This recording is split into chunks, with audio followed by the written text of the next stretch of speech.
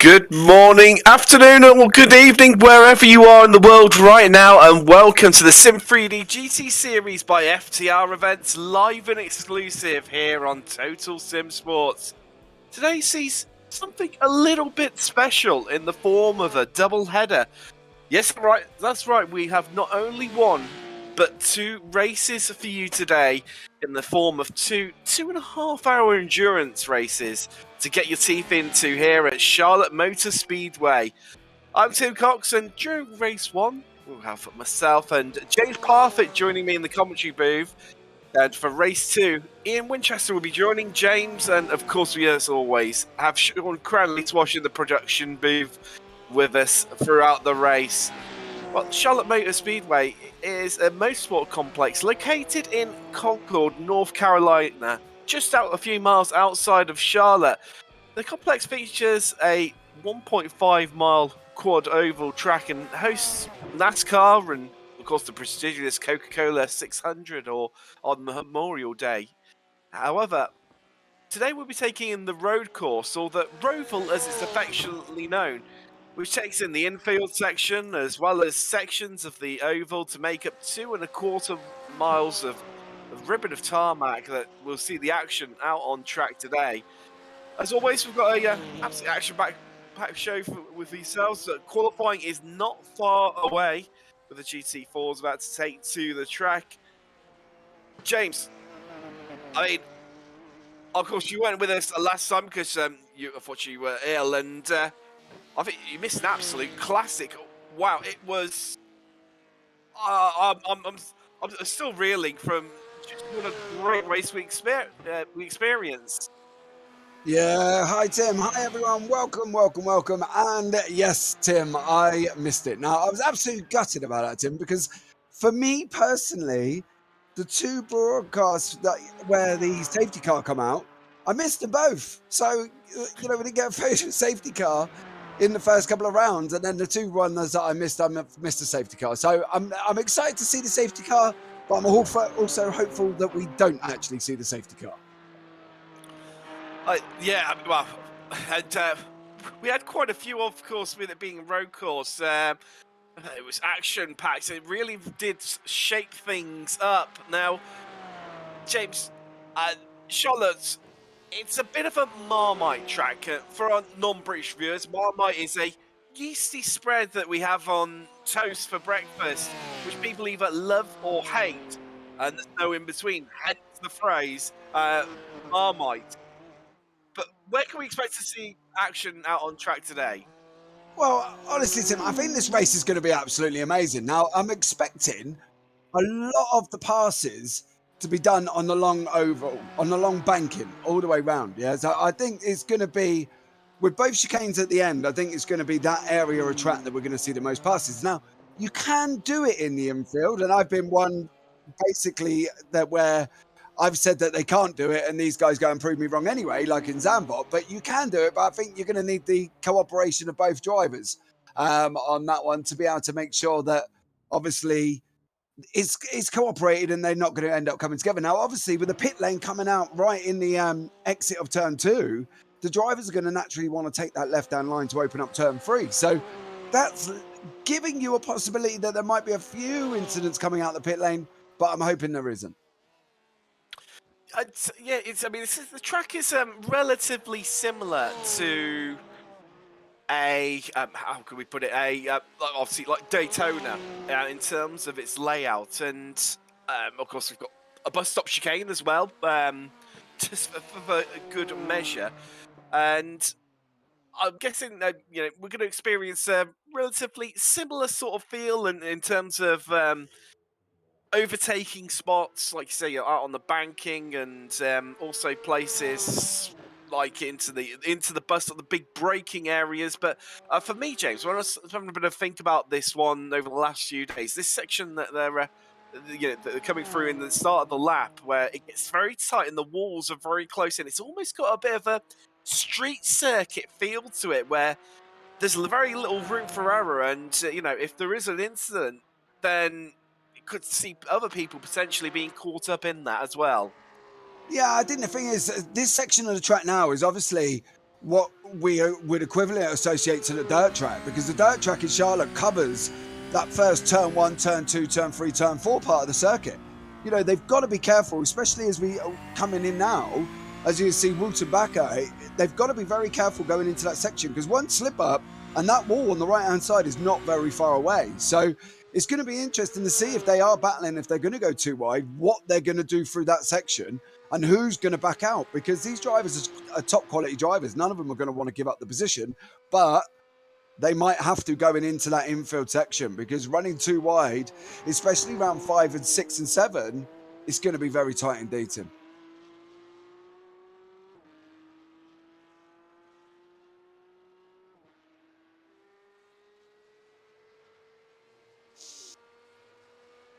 So we'll stay on board with Bakker while he's just going round his lap at the moment. As you can see, it's coming into that backside bus stop that we've been talking about. And then the front side bus stop, sorry, before the start finish line. Now, this is a tricky in section that's been covered on the dirt track. As you see, this is all part of the dirt track circuit, and so is the right-hand side. You can see how tight it actually gets.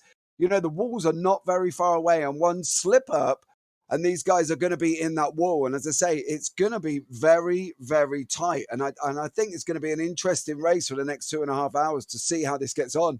Traffic's going to play a massive part through that section as well, because with the faster GT3s, it's going to be a very tricky place to whether or not go for the overtake, because it's got to be facilitated by drivers.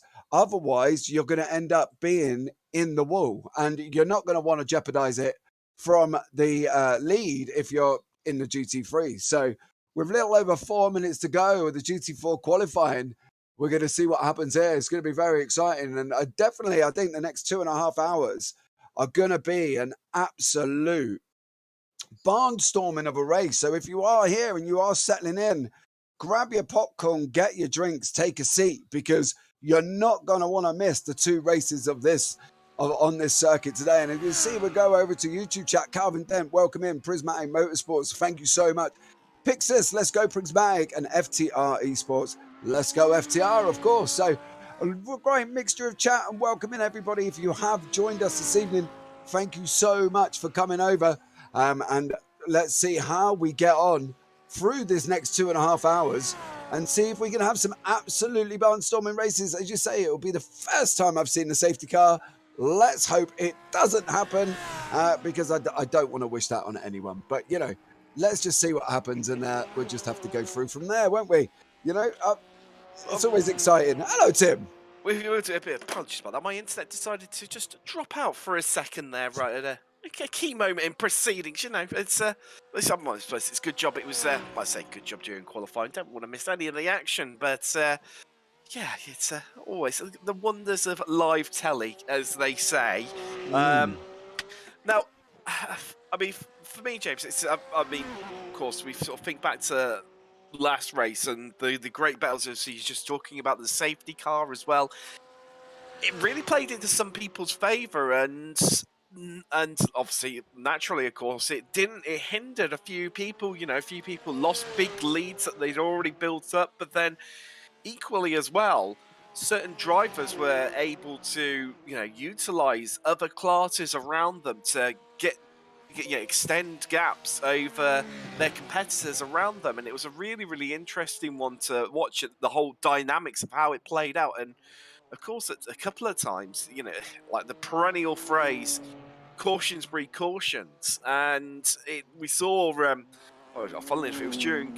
My break towards the end of the show, where I'd sort of like just left it, you know, they were just, you know, behind the safety car, you know, popped, ran to the corner shop quick to get some milk from a tea, in stereotypical Englishman fashion sort of thing, and came back to find them still behind the safety car. Thought that was a bit odd, and then rewound it quickly and spotted the bit another incident, and that's what really sort of shaped things up. But I think it's going to be interesting today to see in the opening few laps how the drivers get on, but then equally all it takes is one little mistake, and like I was saying earlier about that, you know, the first few corners where it's almost a bit street circuity, where it's very, you know, the walls are very close to the edge of the track, and how this is going to play out for us today. Well, you know, we touched on it briefly earlier. Tim, they're going to have two options. Yes, they're going to want to clear the cars behind. We know that. They're going to want to try and break that toe on that banking, because Charlotte, among other circuits, has probably got one of the longest toe areas of a track. You might get past the car in the infield, but as soon as you hit that banking, that time is going to close, and it's out to about 1.2 seconds that they roughly pick the toe up, and they will just close right up to the back, Tim. So they've got to manage that traffic through that infield section, because otherwise, one mistake, they're going to spin and have an accident with a car of a lower class. Next thing you know, if they can't get past and they jeopardize their race, they're going to be open to an overtake on the banking section.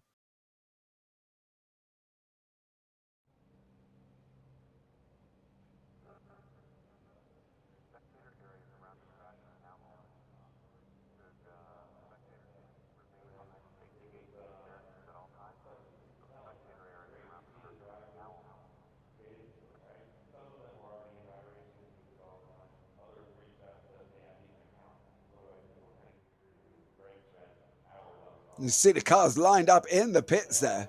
You know what I mean? It's a combined quali. Oh, all cars are out on track. Okay.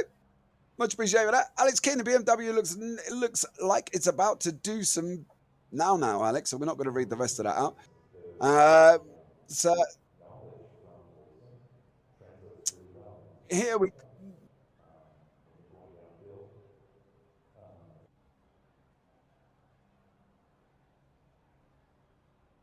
Okay, no worries. So here we go. We have got them gridding up on track at the moment. So we'll be looking at getting going very shortly. We'll get them going and then get this race underway for the next 2.5 hours. You're going to have an epic, absolutely epic race to pay attention to. So keep your eyes open for that one and keep up with all the action. We're not far away now. We're going to be starting, obviously, to see it with the pace car out on track as well. So there you go. But just remember to keep in track. If you are here for the first time, hit that thumbs up button.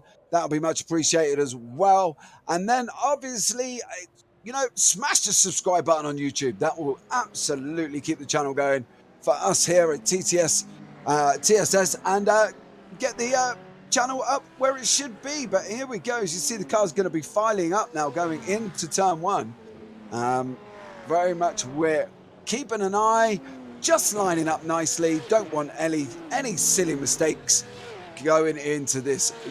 You don't want a pace car mistake. Let's be real, do you? Nobody wants to be, unfortunately, the responsibility for tapping up the back of the pace car, because you kind of want to stay out of it. You want to survive for the next 2.5 hours. You've got another race to go after that, because at the end of the day, it's 2.5 hour races this evening.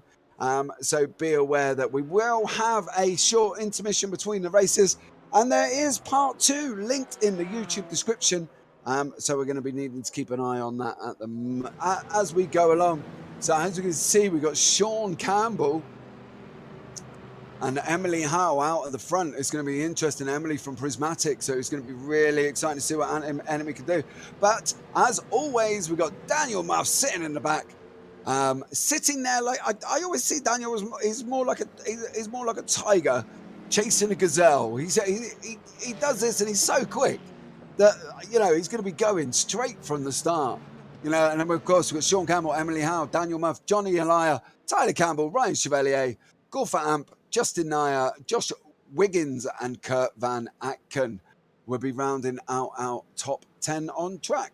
So let's see how they get on as we're heading basically round the long sweeping turn 9. And then we'll be going into the bus stop of 10, 11, 12, and 13. And then, of course, we've got the last bus stop at the end of the long sweeping 14, 15, 16. There are no fancy names on this track. It is literally 1 to 16. That's all we've got to call. So if you'd imagine goes across the start finish straight, you're going to be banking left for turn 1. All sweeping on for a second part of the corner for turn 2. And then heading right 3, 4. And then down a little bit of a straight turn right again for 5 and 6. And then you got a left-hander, double left-hander of 7 and 8. Long banking section of 9 into the first bus stop of 10, 11, 12, and then 13 on the exit. Sweeping left-hander for 14. round to the last bus stop for 15 and 16. So let's see how we go. I'm excited to see this race. I cannot wait. It always reminds me of an endurance sprint where you got to get to the front straight away. And it's going to be absolutely epic as we're heading round at 14 now. We'll be going down into the last bus stop. And then we're going to be looking at getting away. The pace car's in. Sean Campbell, he looks like he's gone already. This is it. Sean Campbell is making a breakaway, heading out from turn one from the rest of the pack. He's gone out on really early. The pace car went in and Sean literally broke away from the pack. And away he went. So Sean Campbell has got a break. Daniel Muff has got second. Unfortunately, Emily Howe has dropped down into third. Got a little bit of a bad start with Tyler Campbell behind her. Just in the aisle behind him. Ryan Chevalier, Gulfam, Josh Wiggins, Kurt Van Aken and Lucas Provenex round out your top 11. As we're heading round into turn 6 now, Sean Campbell has got the breakaway. And he looks like he's opened up, guys, a really quite a substantial gap. So early on for Sean Campbell. You know, he's opened up. We're going down about 4 seconds at the moment. I'm sure that's not right, but we have had somebody tap the wall. And here we go out onto the first stretch of the banking. The long left-hander will see the toe closing up now. Emily Howe has got to try and get onto the back to try and keep up in contact with the front two. Otherwise, if you lose that toe, you are so open up to the people behind. She's got 0.72 in front, 0.50 behind us. And we've just got 2 hours, 28 minutes to go. And there's racing with Sean Campbell. He's taken a jump and away he goes. We stitch down to Stuart Reynolds now in the P-Cup, sitting in third place currently at the moment. So we've got Brandon Blakesley, Wootabacco in front of us. Stuart Reynolds there. He is closing onto the back of Wootabacco. And you can see the timing on the you can see it come down visually. And you can see it closing on our timing towers. We're literally 0.27, 0.24, 23, 22. And he's closing at a rapid pace. And this is the advantages of that banking. That banking allows you to catch up so much easier on the last corners. Because otherwise, as I say, if you lose it, you're going to be open into the thing. We got there, we're jumping on board with Gunther Amber. He's got Josh Wiggins in front and Lucas Provenek behind him. And they are currently going around turn 8 out onto the first stretch of the banking. But here we go with Sean Campbell, Daniel Muff, Josh Wiggins, Gunther Amp, Ryan Chevalier, Tyler Campbell's just gone past Johnny Elia. So we'll see Emily Howe's just gone past them as well. So she's up into second place currently at the moment. So it'll be interesting to see. I think my timing tower's having a little bit of a moment because I've still got Sean Campbell out in front, Daniel Muff on the left-hand side. And so we'll see what happens with that when we switch forward and see these guys going into action. We've got Gunther Amber. He's got 0.4 behind, 0.49 in front as well, coming into the bus stop. So we're just going to have to bear with us while we get everything sorted out. My timing tower is literally flicking around all over the place. So as you can see now, we've got SIM3D Sport out in front, Deutsche Payment in second, Prismatic Motorsports A is currently in third, FTR Esports Black 2, FTR Esports Red 4th and 5th. So here we go, Martin Pearson, Backmarker Racing, Harold Stadler in front of us from Texans Fit Sierras. So you see how these guys are getting on as they come into the backside bus stop. Turns 10, 11 and 12. Martin closes right up, 0.29. He's got to be looking for a better exit through to be able to get the jump going down, start, finish straight. The long sweeping left-hander of 14. It just seems to go on forever, guys. It literally, you're just constantly turning left. You almost feel like you actually have joined an oval race mid-through before you dive on into this. Now that braking point is not the most easiest braking point into that bus stop, okay? You're coming off the banking, you're turning left, and then you've got to try and get the car straight to be able to basically hit the brake, slow yourself down. But we've got Kurt Van Aken and Lucas Provenek, 0.44 seconds in front of us. We've got Morgan Driscoll, 4.8 behind us. So equipment, Geek Raking, 11 temps race, Zabi Racing, and B-Sim Racing there as well. So this is going to be absolutely massively exciting. 2 hours, 25 minutes to go as they're coming down into turn 1, round into that in section that we said earlier gets used for the dirt racing in iRacing. This section and down into here, the long sweeping left-hander, which is now you're heading out. If you're in the dirt car, you're just about going over a jump now. and then you'll turn right to the right-hander that you see now, but we're not going to see that in the car.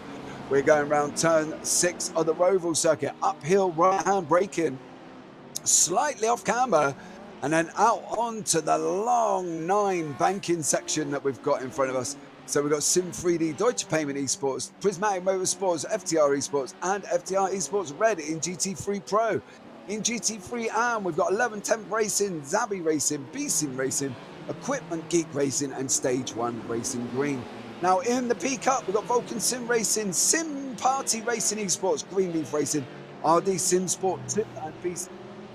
And in GT4, we've got Texas Flit Sierras, Backmarker Racing Blue, JD Sim Racing, and D-Line Racing Red. Now FTR Esports White have gone down as they're out currently on out altogether. So we might have to see if we see what actually happened to them. Maybe they just got a disconnect, as we see Johnny Alaya with Ryan Chevalier right behind us. 0.74. 11 Temps Racing with Johnny Alaya are currently leading the AMs by about 3.5 seconds, as you see it on your left-hand side there. So Johnny Alaya has done an absolutely stellar job. As we come into turn 5, right-hander, don't want to take too much of that, because you see the big blue sausage curb that will basically come up as you go over, will continually, absolutely unsettle the car. And then before you know it, you're spinning. So there you go. So an absolutely flying start from Sean Campbell. As you can see, he is currently out in front by 2.8 seconds.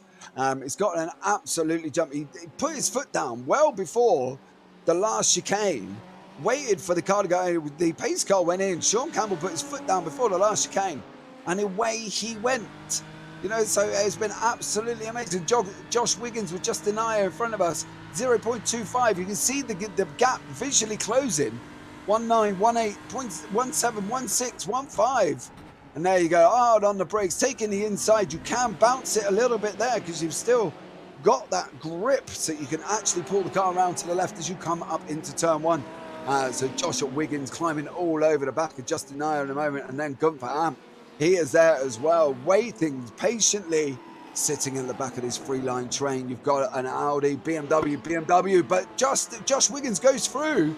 Justin runs slightly wide, and Josh took that opportunity going into 4 and got the job done, and is now into 5 and 6. As you can see, with backmarkers in front of us, unfortunately, a D-Line Racing of the GT4 there in the middle, but we've got Martin Pearson's taking the lead for backmarker racing in the GT4, 0.32. You can see the gap on the left-hand side from JD Sim Racing, which is at the hands of Thomas Mocek. We know who's quick.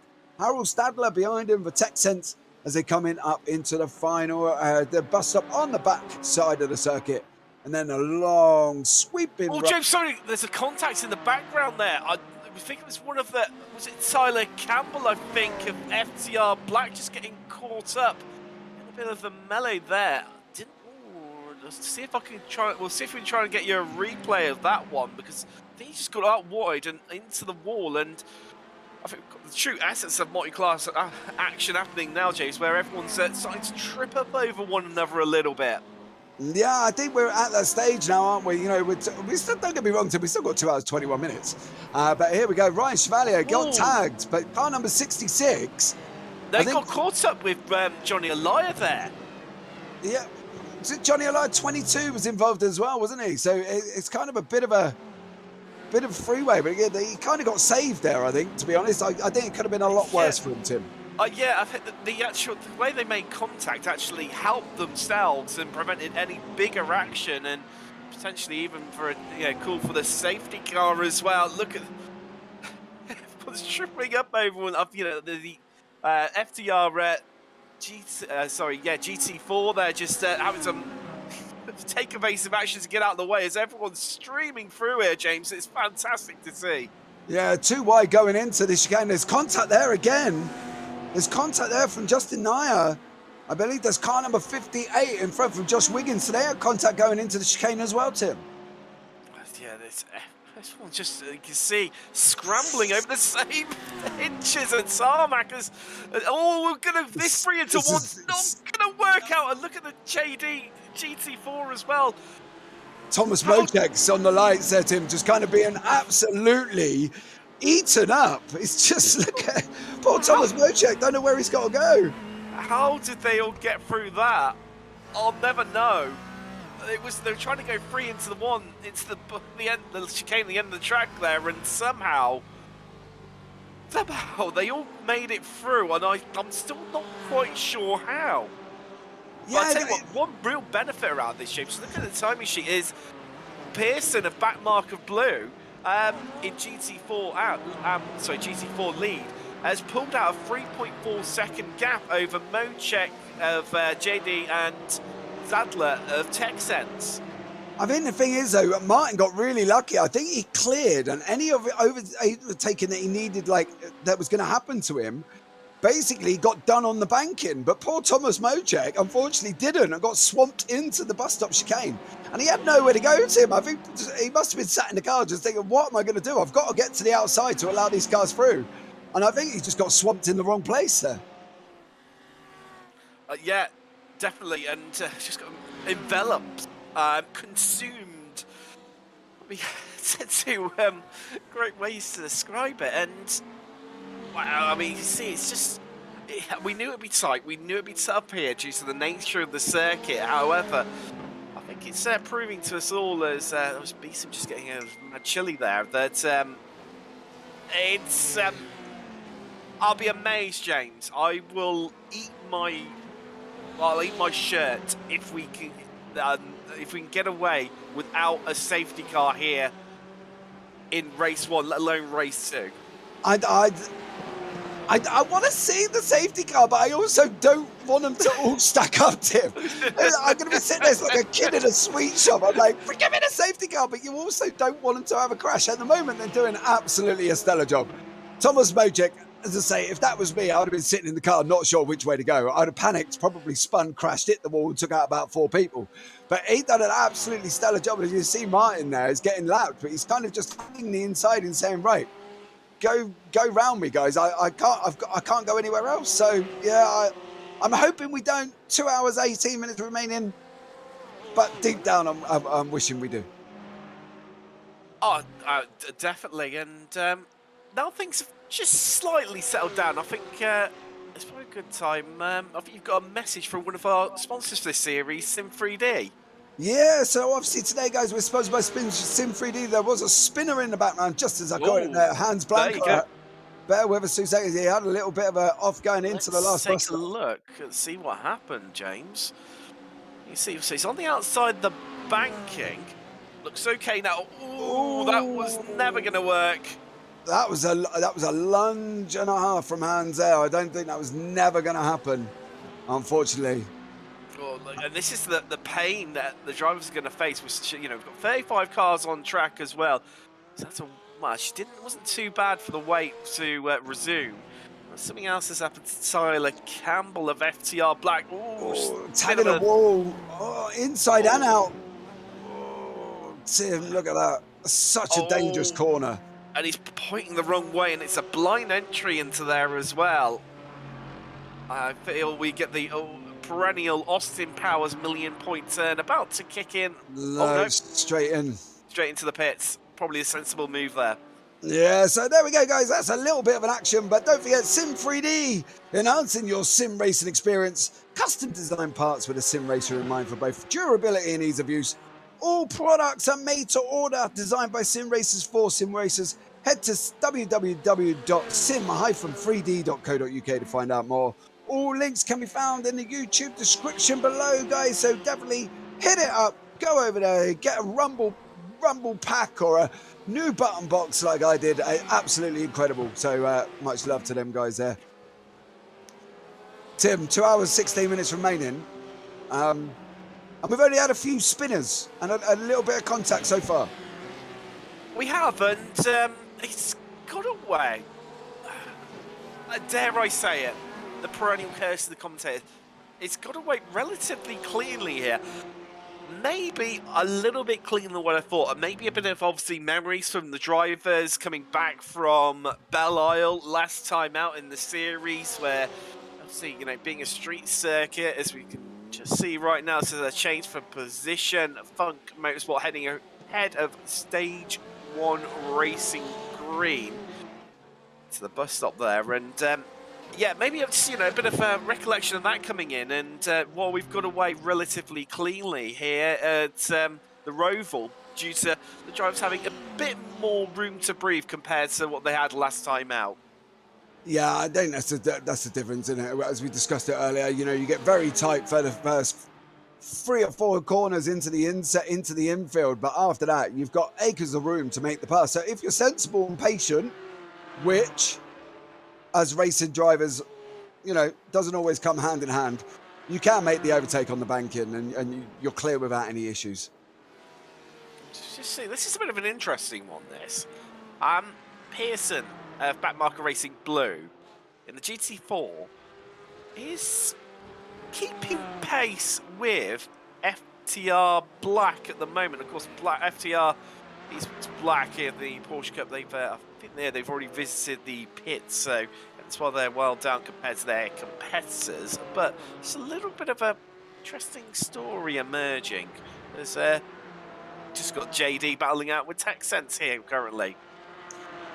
Yeah, I think this GT4 battles always fascinate me, and with Backmarker Racing, JD at the hands of Thomas Mojek and Harold Stadler at the wheel of the TechSense car, I think it's going to be an exciting one, and one I think that you just may need to keep an eye on, because these guys, none of these guys are really slouches, and as we say, we think Thomas lost out a lot when he got literally eaten amongst the GT3s, but I don't think the gap will end as far as it is now, if that makes sense. Like Backmarker Racing has got a 5-second lead, but I can't see it staying like that with 2.5 hours remaining.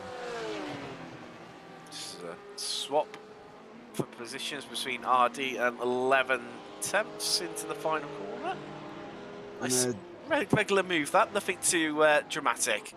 No, but as we said, that's where we're expecting most of the overtakes to be done. You know what I mean? Into that heavy braking zone, and obviously there's a couple. Is that going? They try and go.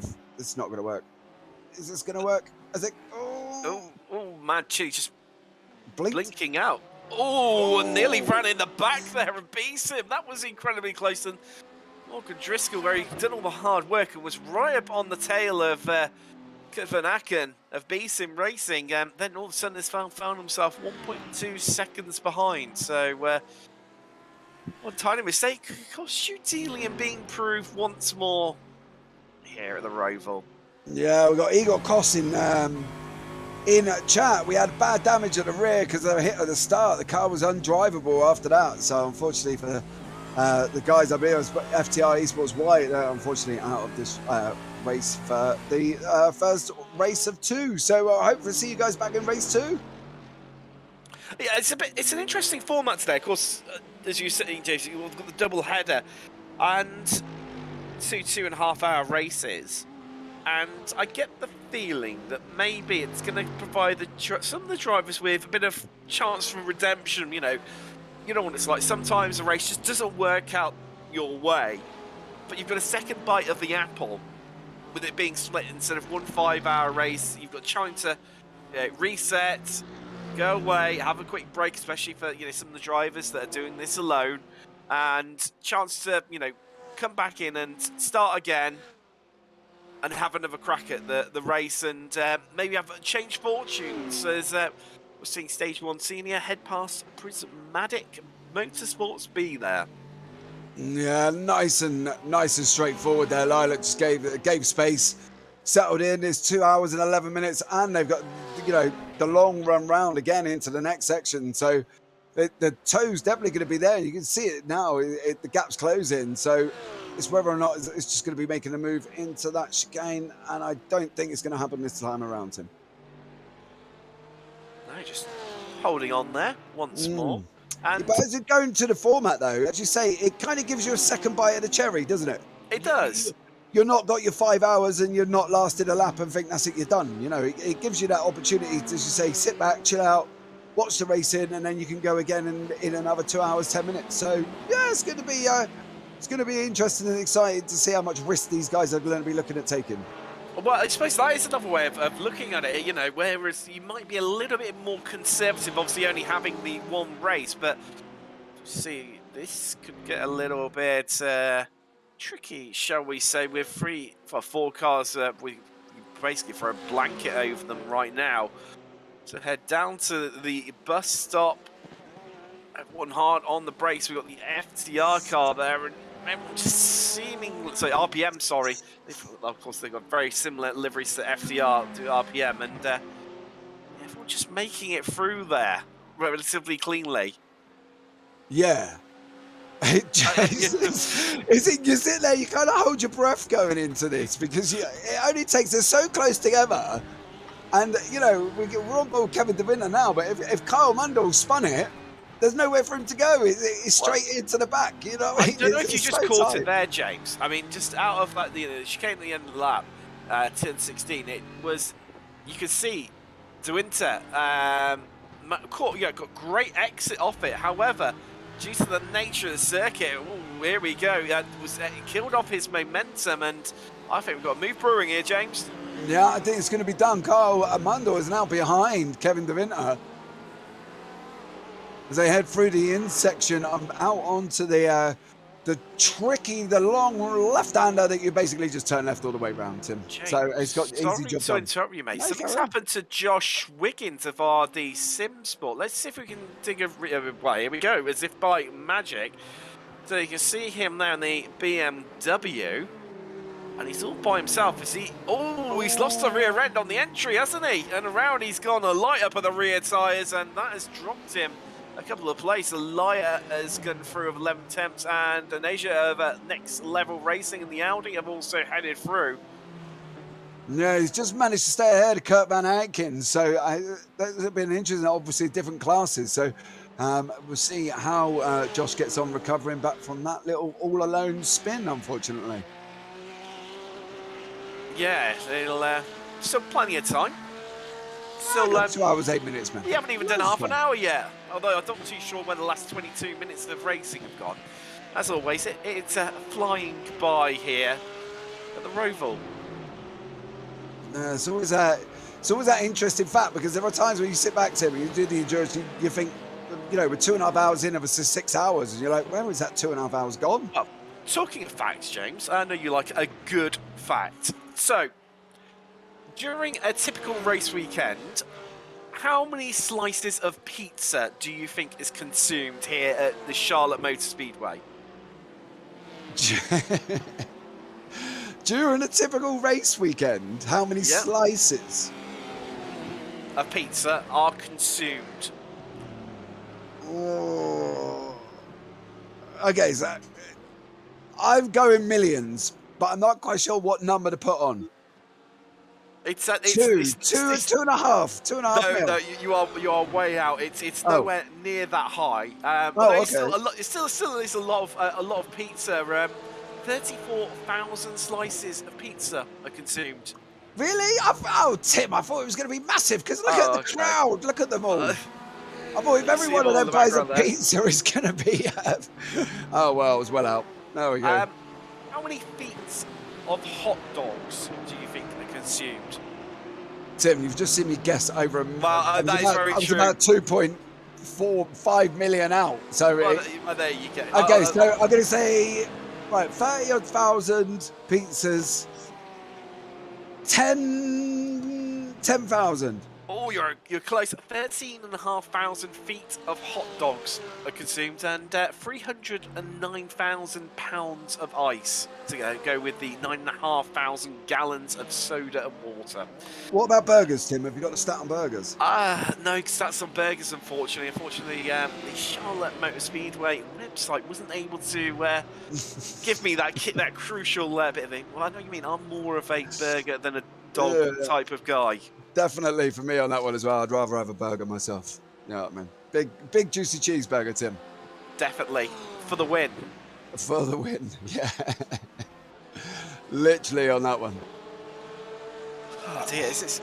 Talking of juicy burgers, these three are starting to get a bit juicy between these guys. We've got Stage 1 Junior, Stage 1 Green, and then Equipment Geek guys. It's BMW in the lead versus Porsche in the fight over 14th overall, but Kevin De Winter's onto a bit of a flight to start off with at the lead of this train. Yeah, they're both all around the same amount of time. It's 118s, 9s, 7s, and 4s. So they're all in that 118 bracket, and they're not really making a massive impact on the cars behind. You know what I mean? You see here, Kevin De Winter's kind of got a bit of a jump. So 0.99, he's out to about a second, but as we know, he's got to kind of get that 1.2 gap to really sort of break the toe. But yeah, it's going to get spicier, I think, as it goes on for the next 2 hours and 5 minutes. Definitely, I think it definitely is. And so I tell you what, Wiggins is after his bit of a spin earlier on his rather somewhat recovery drive. He's got I do believe that is Mad Chili, Morgan Driscoll, right behind him. Yeah, 0.4 seconds back as they come into the turn 4.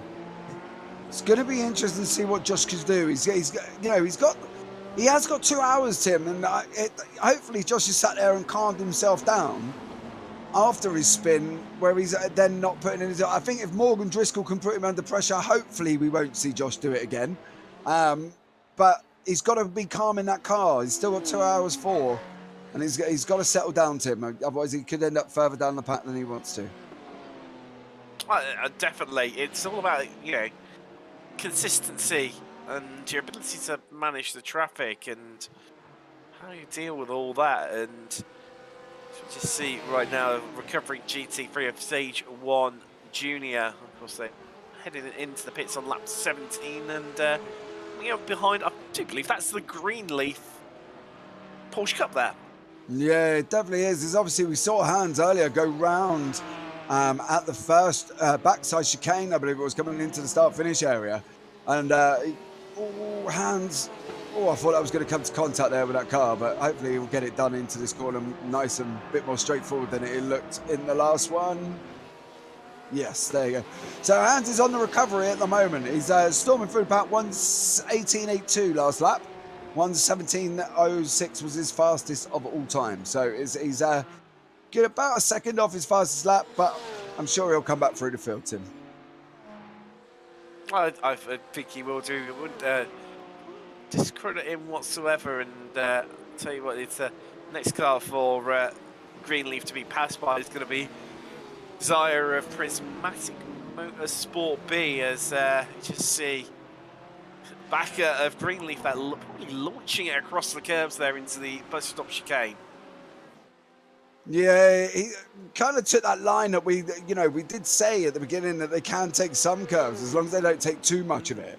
Especially here, if he bounces over that sausage curve to the point where you're actually lifting it in the air, the only thing you're going to be facing is that lovely outside wall there, sitting there waiting to greet you, unfortunately. Well, interesting. We picked these guys up about a lap ago, James, and I think they've started to, well, they're definitely closing up even more so. Driscoll, after definitely under attack, and despite it being a few laps ago, Wiggins' spin for RD Simsport, I think Driscoll could smell a bit of blood here, or maybe it's the smell of chilies beaten from Mad Chili that he can smell. Either way, he's definitely on fire.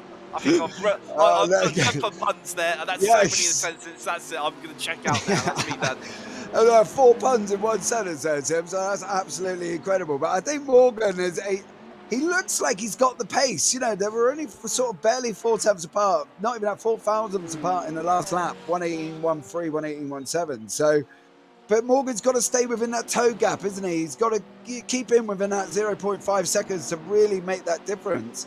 And as you can see it now, coming into the bus stop, he's closed practically about 2 tenths already, just along that one straight. So he's got to be looking at the next two, this long one, to really close the gap up.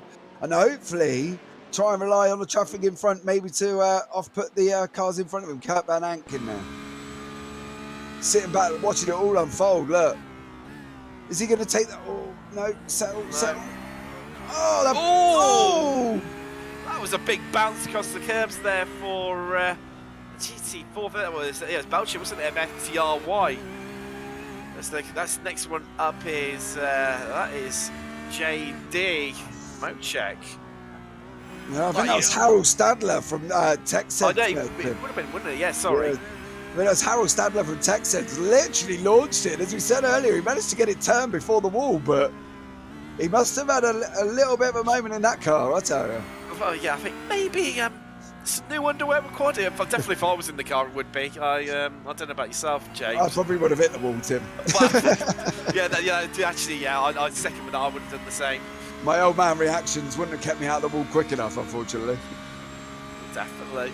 It's well, you see the way these two in front though are really jostling. You can see Driscoll right now is trying to find his way past Wiggins, and Wiggins is playing a defensive game after being on the attack, and he's going early to cover off any advances from Driscoll, to just cover off that inside line and prevent him coming through. And maybe right now Van Eycken of B-Sim just happy to sit behind these guys and allow for them to maybe trip up over one another and just capitalise, as I think something has happened to Tyler Campbell once more, James. Let's see if we can get check in on what's happened to the FTR black driver.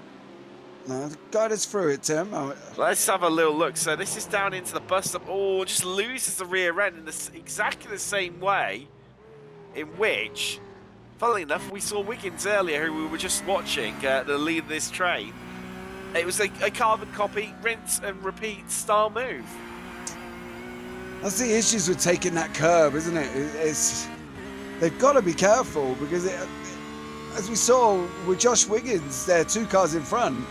It doesn't take much, and then you're kind of fighting. Oh, there's some lifting, coasting, and back marker racing just on the inside for good health. It's really fascinating watching it from this on-pole perspective of the driver. You know how Van Eycken's managing the traffic and getting his way through while still trying to stay in the fight with Wiggins and Driscoll of RD and Mad Chili respectively. And it's really insightful, the challenges the drivers face in not only in their own race but also in the ability to carve through the traffic to get through other people's races that are happening. Oh, and I think something's happened to Campbell once more as well. He's been going from bad to worse for the FTR driver. And where is this? It's through the middle section. Bit of damage to the rear, and I think that's been parked and taken to the pits to get towed and maybe use that one fast repair they have. And it's but not the best day at the office. And I think definitely Campbell of FTR Black will be one of the drivers that will be definitely quite enjoying this format that we've got today, where we were speaking about earlier, where there's obviously 2 races, so chance to go again and chance to reset. Bit time for redemption, maybe. Yeah. Yellow car, yellow flag. Oh, safety car's out. There's been a big incident, I think. Let me see. Let's see if I can try and get it for you. Hold on, Carl Mundell. Let's take a little look. The equipment keep racing. The Canadian loses the rear end, but there's no one else around him. That's a nice open part of the track. Recovers the Porsche easily, so it's not him. Let's take a look. Now, there's a big incident involving Stadler. Let's see if we can get of tech sense. Ooh, connects with the wall, pushed round. Oh, is this where it all happens? Yeah. Oh, big contact there from the cars following through. This is why the safety car has been called, with Stadler, De Winter been involved. Pete Plaster, I think, is involved there. Also, maybe even Sam Helson. Let's take another look from a different angle. We're going to come round the corner and see all the traffic. Oh, it's the moving GT4, the TechSense GT4 that has caused Helson to get involved in that. But James, you wanted one. Yeah, I and the racing gods have provided. I didn't think I was going to get it in such an unconventional way, because I really don't want to call it as it is, but Stadler moved. I know exactly and what you maybe mean. Probably should have just towed. I don't think he should have been moving in that way. And I didn't come in because he went straight back across the track, and it's. I think we're going to get into one of our fabled debates here, James. And I don't know if sitting there and towing would have been necessarily the answer.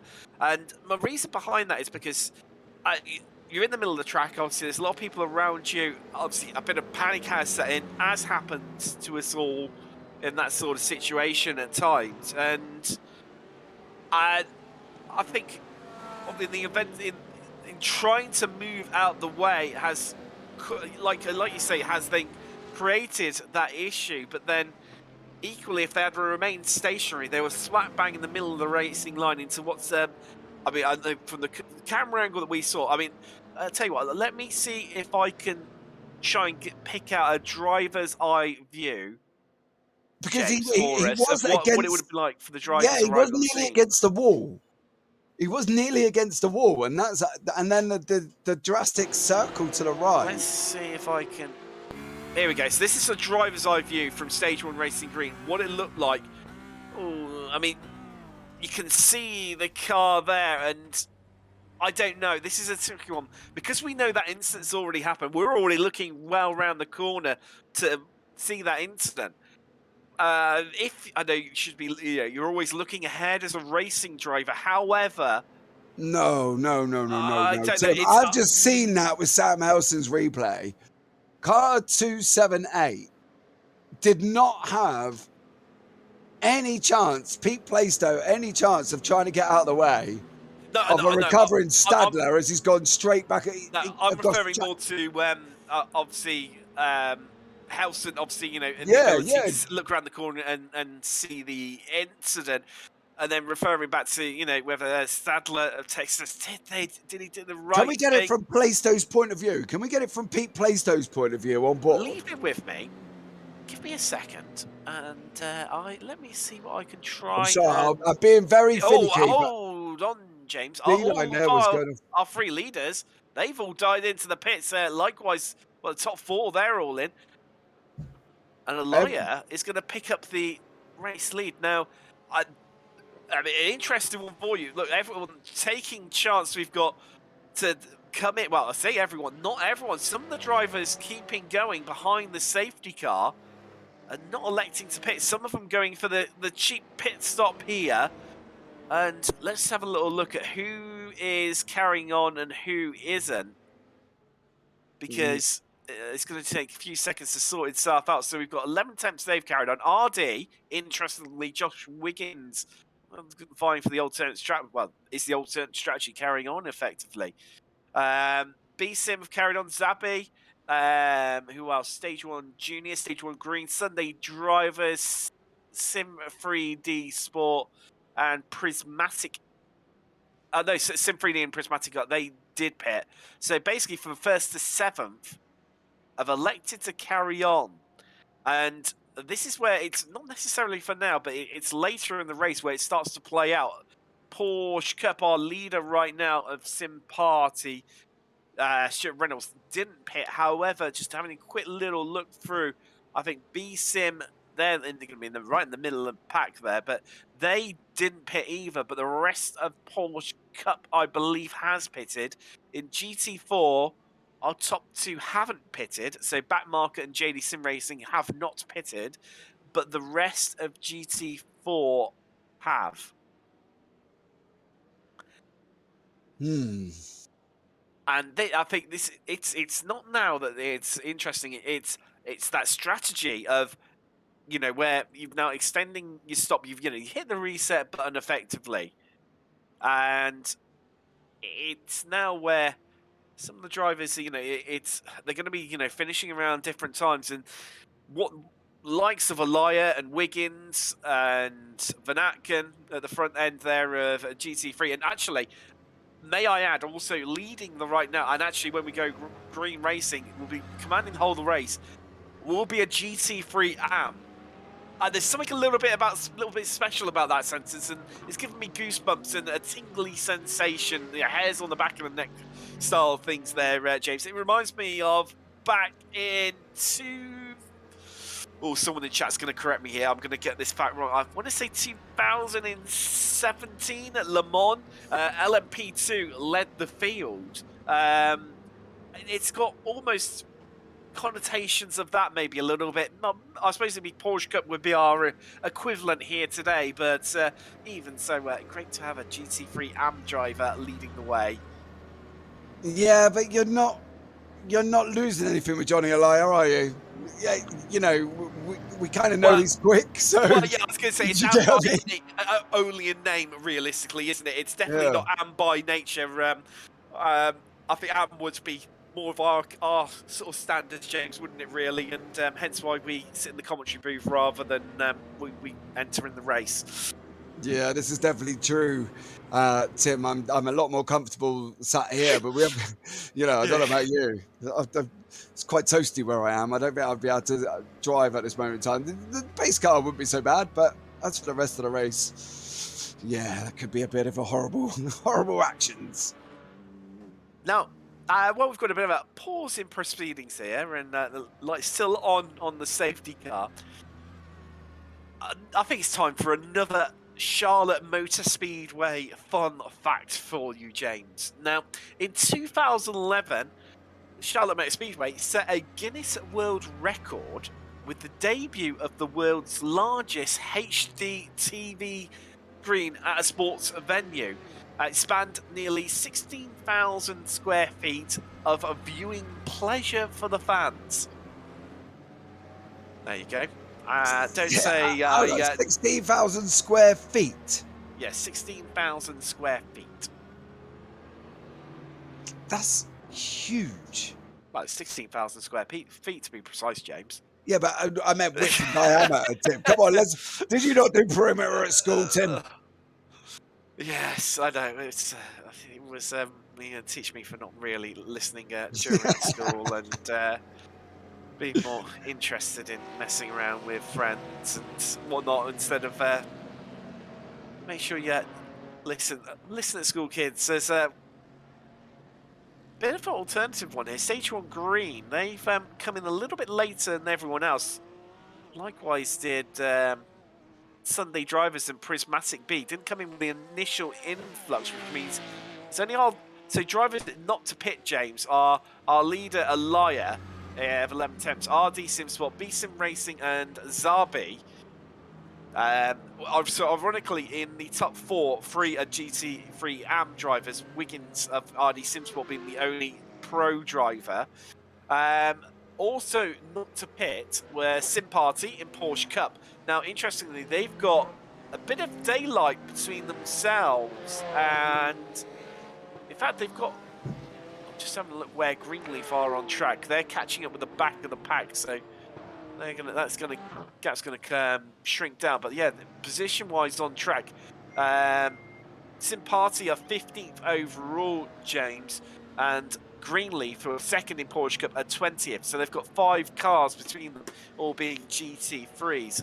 Also, not to pit were 11 temps in Porsche Cup. They've decided to carry on again. Likewise, Backmarker and JD, look there, that's going to be a little bit tasty in the battle for the lead of GT4. And where we were talking earlier as well, James, about how, well, actually, there's D. Felipis, he's coming through. Is he coming through the pack? No, I think he's staying where he is. Yeah, we were saying earlier about, the beauty and the beast of the safety cars is that this has now allowed Mocek of JD to close right up onto the back of Pearson after losing out in that massive tussle that we saw early on. Yeah, it was about, I think we took it out to about 5.8, maybe 6 second gap, and that's kind of just all nullified now. I think the whole field is kind of just nullified, and as you were, I think Johnny Elias really quite lucky out on track at the moment. We know we've got Josh Wiggins, but I think there is a Prismatic B car in the mix there as well. No, there was. We've got Prismatic A in 6th. You did have Prismatic B in there, but Lilac Zaya has elected to drop to the pit. So head to the pits a lap after everyone else initially headed in. She was part of a cluster including Sunday Drivers and Stage 1 So Green. who's sat between Johnny Elia and Josh Wiggins? Can we jump on board with Josh and see who's... Okay, so you've got obviously Elia Wiggins and then Van Aken of B Sim. Then got Zabi Go, Absolutely not. yeah. And then we've Let's got see. Sim3D There Sport, you and then go. Look, there's a Prismatic. There you go. BMW. That's Emily Howe. One of the Iron Ladies likes to do the races by herself, and also somehow seems to have a iron bladder as well, as we saw at Spa, but when she did that one completely and utterly solo, the 6 hours event, and I'm not too sure how the American quite managed that one, but my hat goes off to her and maximum respect. It's a lot of concentration required, and for a long period of time, and Spa was a little bit tasty, shall we say. Yes. Wasn't without his dramas, was it? It wasn't, yeah, of course, but especially, I was just thinking about, of course, the initial race, and then, of course, yeah, we saw at the end how things all happened and filtered through, and right at There the you go. end. There's that car I'm talking about, Tim, behind Johnny Elia. Who is it? Oh, This is Prismatic B, isn't it? This is Lilac there. that is, yeah, that's where, there we go. That is, yeah, that is a Prismatic B machine It's there. a Prismatic, isn't it? Lilac's kind of sat in front of Josh Wiggins. So if Josh wants to get a jump, kind of, he's got to try and clear Lilac straight away. But definitely in the mix. Ah, definitely. Now, going back to your 16,000 square feet of okay, screen. right, this has been Now, puzzling why? you, was it, or Yeah, why troubling the you? safety car has been going round? If you can imagine that is a square, I'm going to presume the screen must have been remotely near a square, being that it was that big. You're talking about 128 feet long by about 128 feet high. Times by 4, you work out round about 16,384 feet. So give or take, it was around about 128 feet, which is huge. There you go. Quick, some maths. Oh, I think you might have just about been able to see it in the background there, funnily enough, for the eagle-eyed viewers. Oh, I'm going to pay. I'm going to. Oh, let's see if we can. There, you can just see it at the top of the screen there. You can see the bottom half of it. Oh, there's another little section of it in the top right. There we go.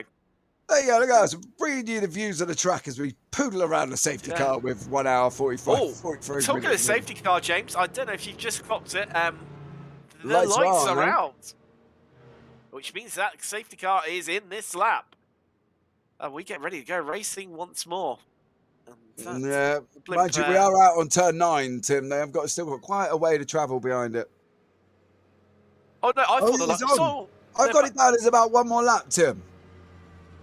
Aaron Eccles currently was waved around the pace car, so there he goes. He's going to go around the pace car. I think that's why it's been extended, James, because those lights were definitely out. Yeah, extended the caution by 1 lap. There's now 2 laps to green. Apparently, the message popped up in the chat. That is wave around that Porsche there, and that is why we've got an extension of the safety car, and 1 less lap here for a liar to have to defend for his life. But I think the fact that he's got that Prismatic B car of Zaya in between him, in between himself and Wiggins, I think he couldn't have asked for anything much better, because as much as I know that Zaya will be, compliant in the whole situation, wanting to be disrupting the battle for the lead, equally, it's just that the mental thing that Elia has got a car.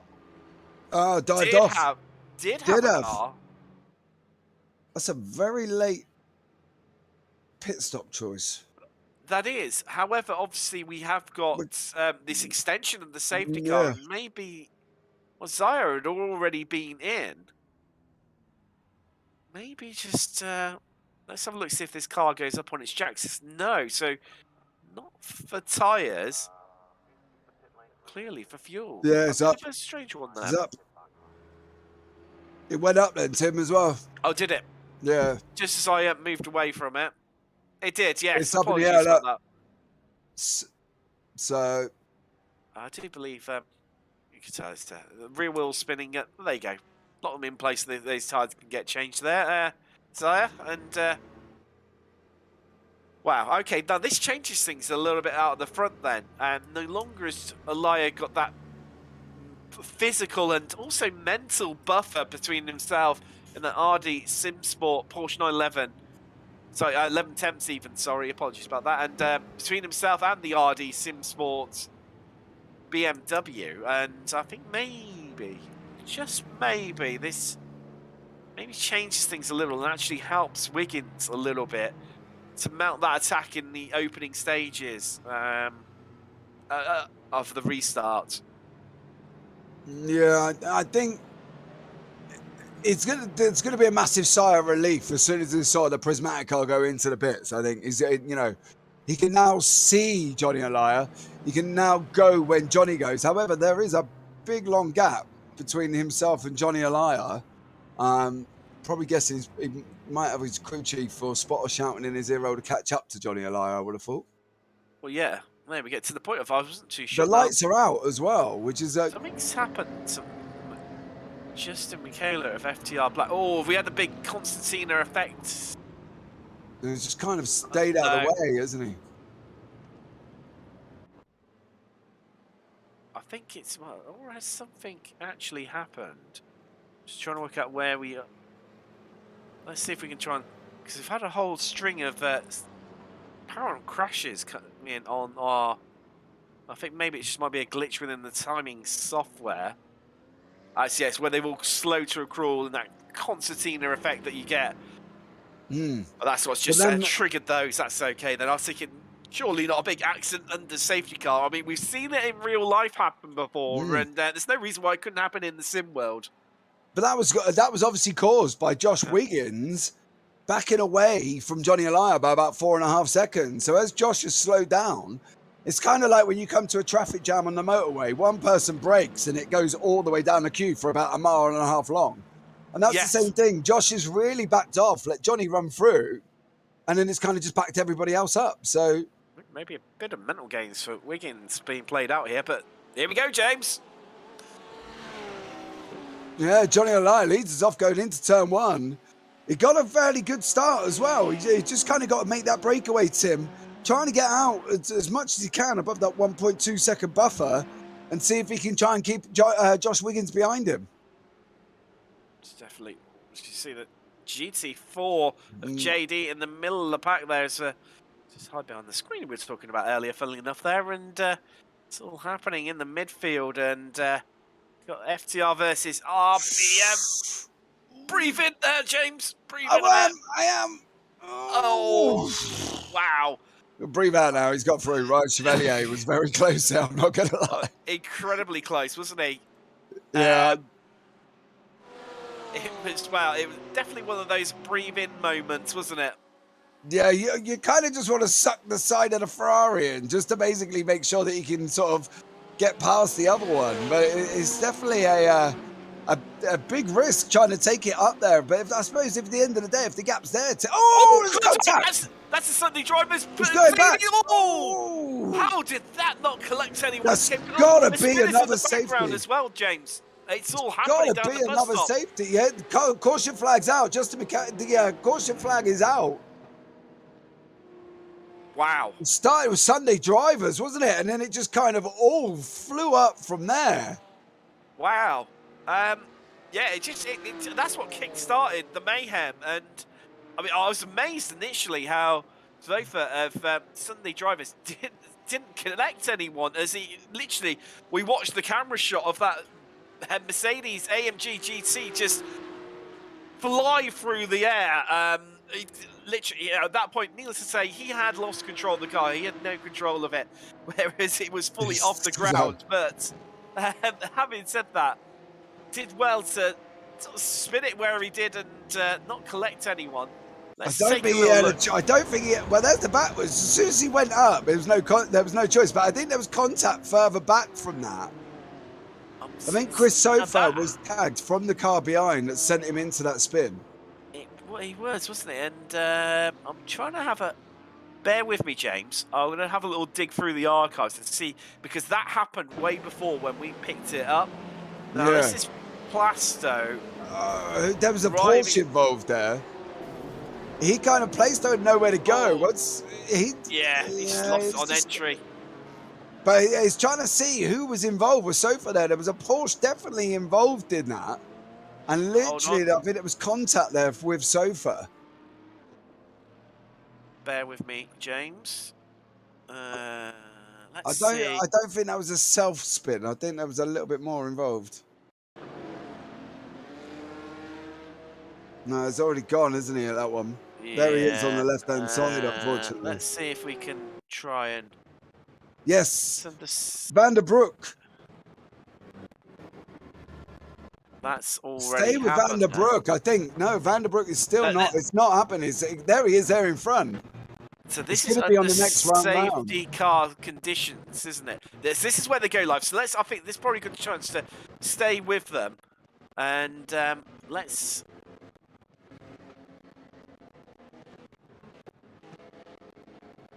Let's see. No, that's not... leave it with me, James. Let's see if I can try and bring it for you. We'll see if we can have a look. But I think that was definitely Van der Broek was involved with that. And as we say, there wasn't much that, unfortunately, Chris Sofa there could do. It was just kind of a one-way ticket out, wasn't it? Once he spun, he was up in the air. Front end was up in the air, and it all just kind of... went wrong. So from not seeing any safety cars, we see two within about 5 minutes. So there you go. Made me happy, but just wish it wasn't quite in them circumstances, Tim. Definitely. Interesting one though, James, for you. And it's not one of my fun facts either. Oh, was it not? So, okay. No, sorry to disappoint you. Oh. So Deutsche Payments, they've come into the pits. Likewise, B-Sim and Zabi. Now Deutsche Payments have gone for a second pit stop. The only car actually to come in and pit again. It's a bit of an interesting tactics being played out by them. Obviously, B-Sim and Zabi hadn't pitted, so they've decided to take this chance too. So, but however, 11 Temps and RD Simsport out in front, they have elected to stay out and not pit. Now, likewise, who else is yet to pit? Well, in Porsche Cup, so there's the only GT3 drivers who have not pitted. In Porsche Cup, these guys over at Sim Party, they have not pitted. Likewise as well, the 11 Temps team in Porsche Cup, all Stout currently at the helm for them.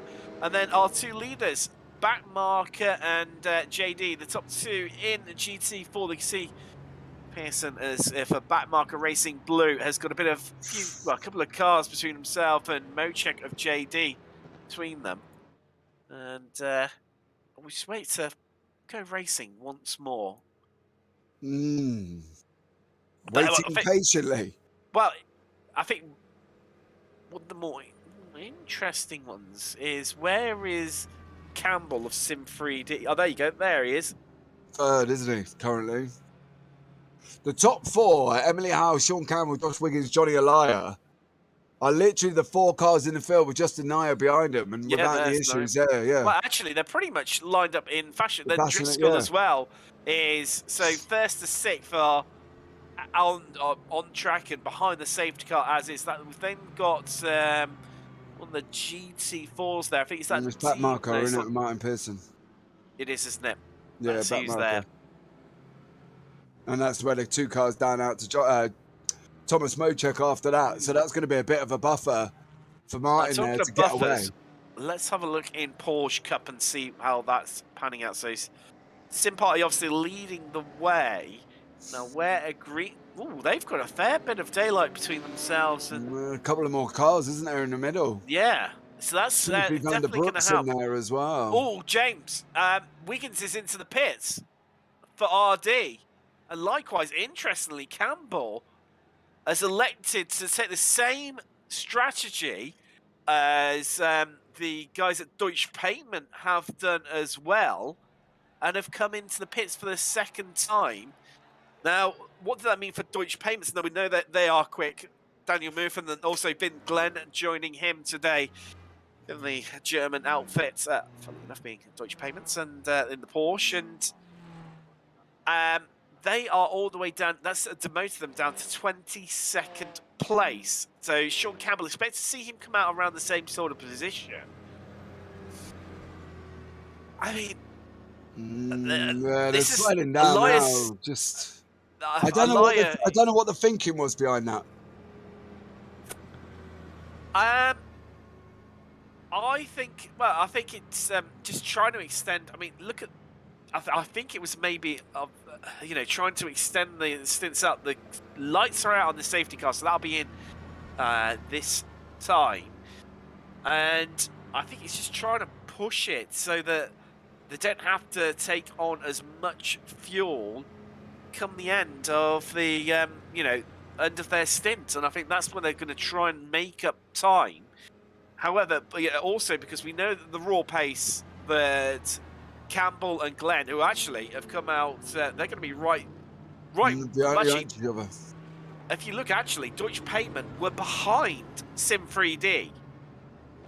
Vin Glenn elected to come in and to take that extra pit stop, obviously just after the safety car. So actually, that strategy has worked because Campbell has come out behind the Deutsche Payments team.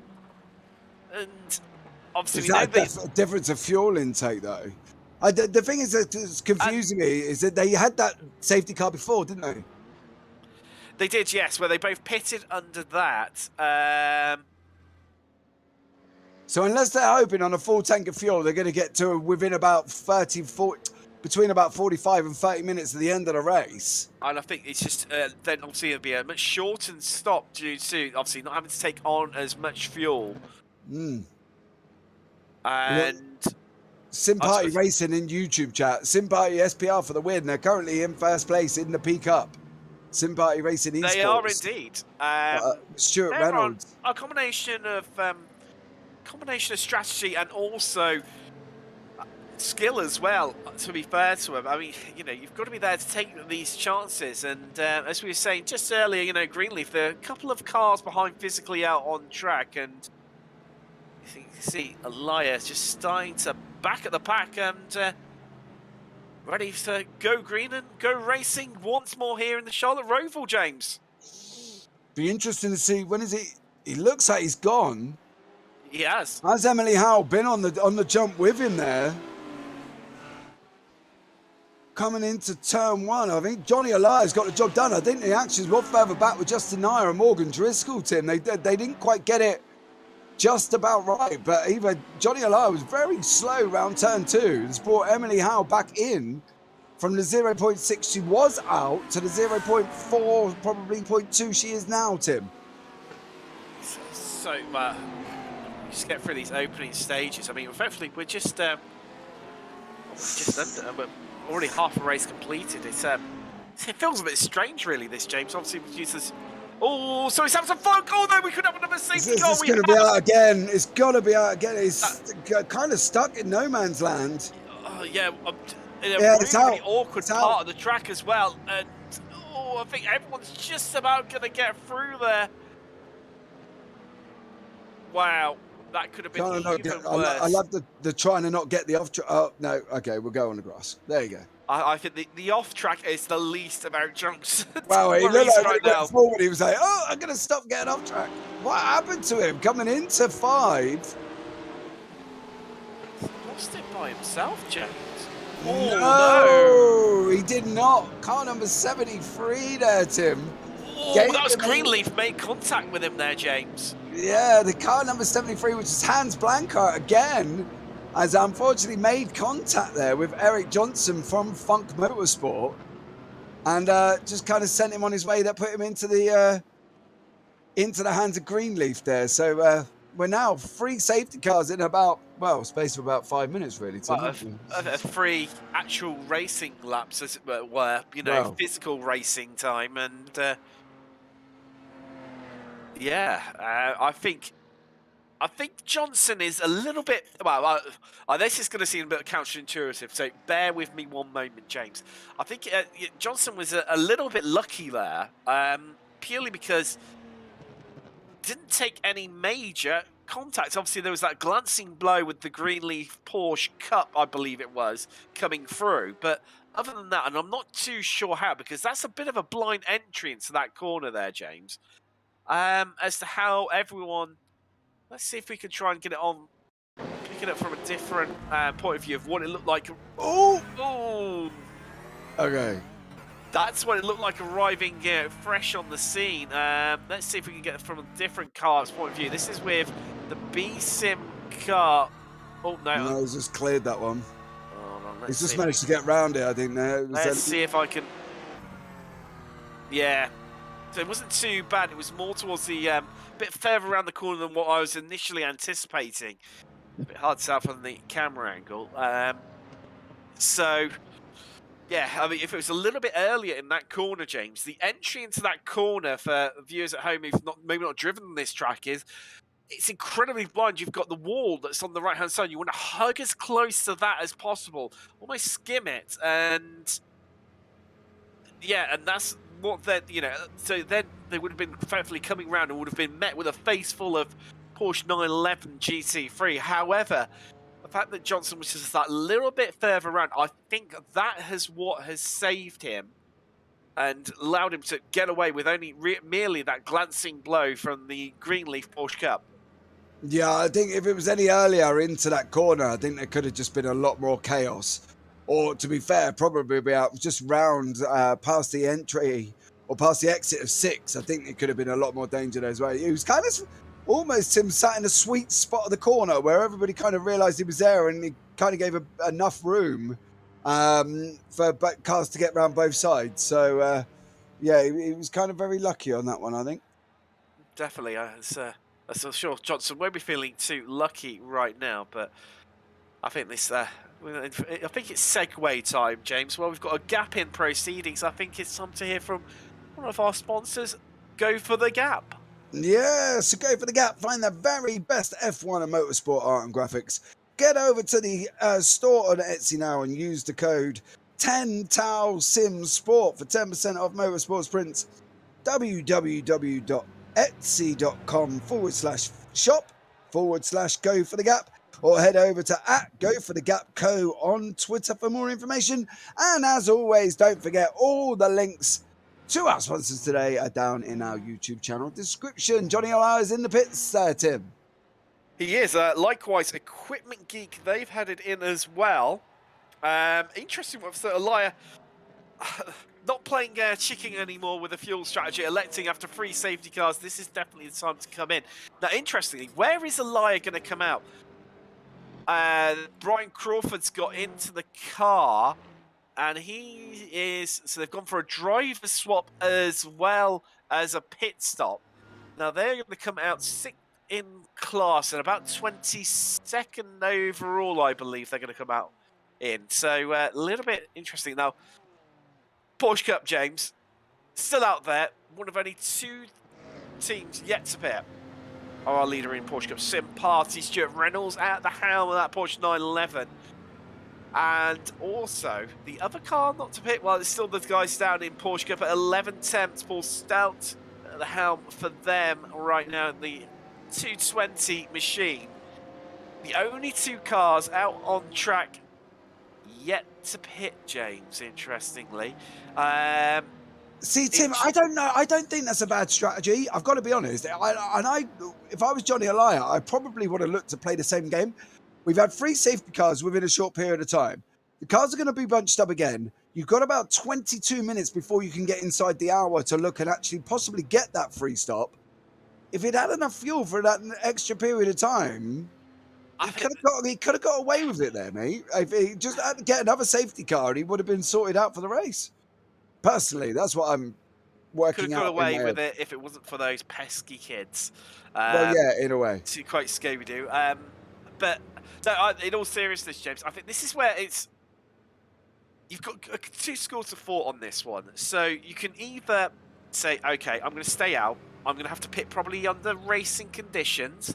However, and this is the big however, I'm talking in perspective of the guys at 11 temps and Elia, and maybe the thought mentality they were going through, definitely through the first 2, is that obviously the field's bunched up, of course, because everyone's behind the safety car. When we go racing, that could well mean there's going to be an accident in the midfield. I don't want to be caught up in that. If I'm in first, I've got a clean track ahead of me. As we see, that's the RPM Ferrari heading in from 6th place. Oh, also, I think that's into 9th. I think if you go onto the RPM car, I think that's possibly... They have been issued with a drive-through as well, so I don't know when that's going to be. That's a stop. But our leader in P-Cup has also stopped. Yeah, they've also stopped after making it up into 9th place. Greenleaf have been elevated to the lead there, which means now that Stout, he's carrying on, is the only driver out there that's carrying on. But yeah, they've swapped SPR. Neil Ferrier's taken over the wheel from Stuart Reynolds. There we go, changing driver there. That's going to bring them out. Just having a little look, James. About 5th in class is where they are going to come out. Of course, RPM, they've had a driver change as well. Gannon has got into the Ferrari GT3 Pro. They're quite popping up the field. Apologies about that. Not discredit to them. They are 11th in class, 21st overall. But yeah, just going back. I do believe if my eyes are correct, James, that car, the safety car, is lights are out, so that'll be in this time. Yeah, I mean, do you keep going? No, you're going to have to pit under, full racing conditions. However, the field may be a bit more spread out there. And also, you've got a nice clear track ahead of you. You're not going to get caught up in anyone else's instant. So that's what I would have done. You could argue that from a safety perspective. However, and also, obviously, with all these safety car periods, you could be gambling for yet another one potentially, is that you're saving fuel where you're just pootling around.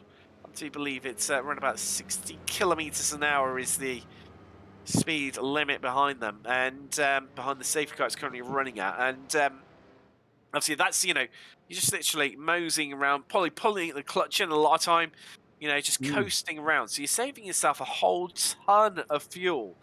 However, if you pit now, it becomes a cheap stop in inverted commas if you pit as soon as the safety car is thrown, because you can come in and you don't lose anywhere near as much time because the field, like I was just saying, is going a lot slower. So it's a little bit of how much do you dare do it? How brave are you feeling? And you can either, as we've seen, gain a lot of places, or you can lose a lot of places. I mean, if you look at likes of Next Level, they're right up there in the Audi. I think this is the highest we've seen them all season.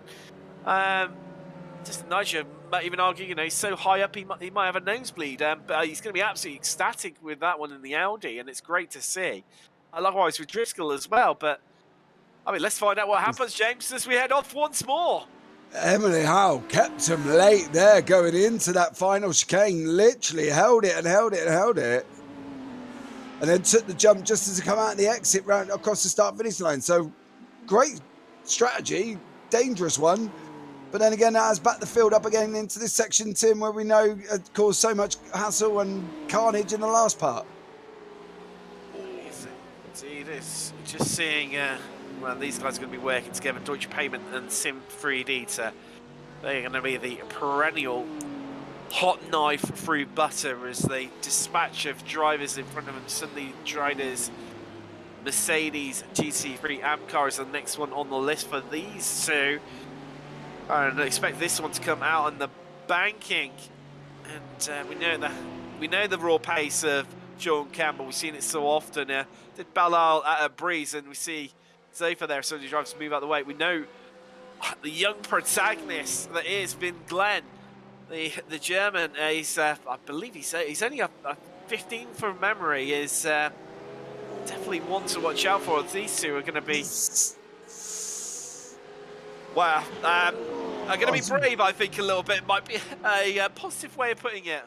I was breathing in the Porsche there. I heard it. I was a bit worried that it was going to go a little bit wrong.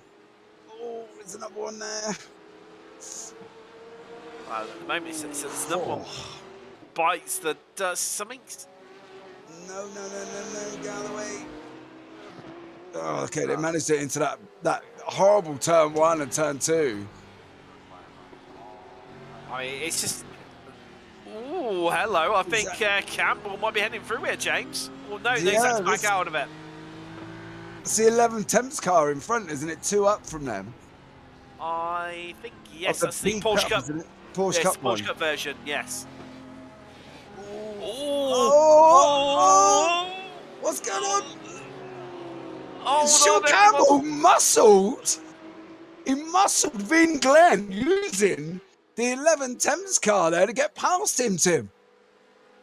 Wow, that was holding tight, but here comes the Glenn trying to fight back on the exit, so the entrance even to the bus stop. Oh, that's the Porsche Cup 11 Thames just carrying on there. That's going to give them a big slowdown, but evasive action, and I think we're set up for a cracking little battle between these two, James. Yeah, neither of them are slow behind the wheel, and I think this is what's going to make it even more exciting. I'll tell you what, let's see Sean Campbell, Vin Glenn, they're going to be going at it for the next hour and 14 minutes. Replay for you, James, from above of how Campbell managed to get past. Oh, and Vin nestled in, didn't he? Vin nestled in behind the 11 Temps car, pulled out wide, thinking he was going to take the inside, left the inside open, and Campbell just turned around and went, "Thanks very much, I love that, I'm off." It's interesting what these, obviously I know on the channel we've covered, obviously, European Sprint Series, but I say we, yourself and Chris Rowlands have, James, and obviously, of course, there was the ISREC Championship, which was like the World Endurance Championship style event with LMP1, LMP2, and GTE.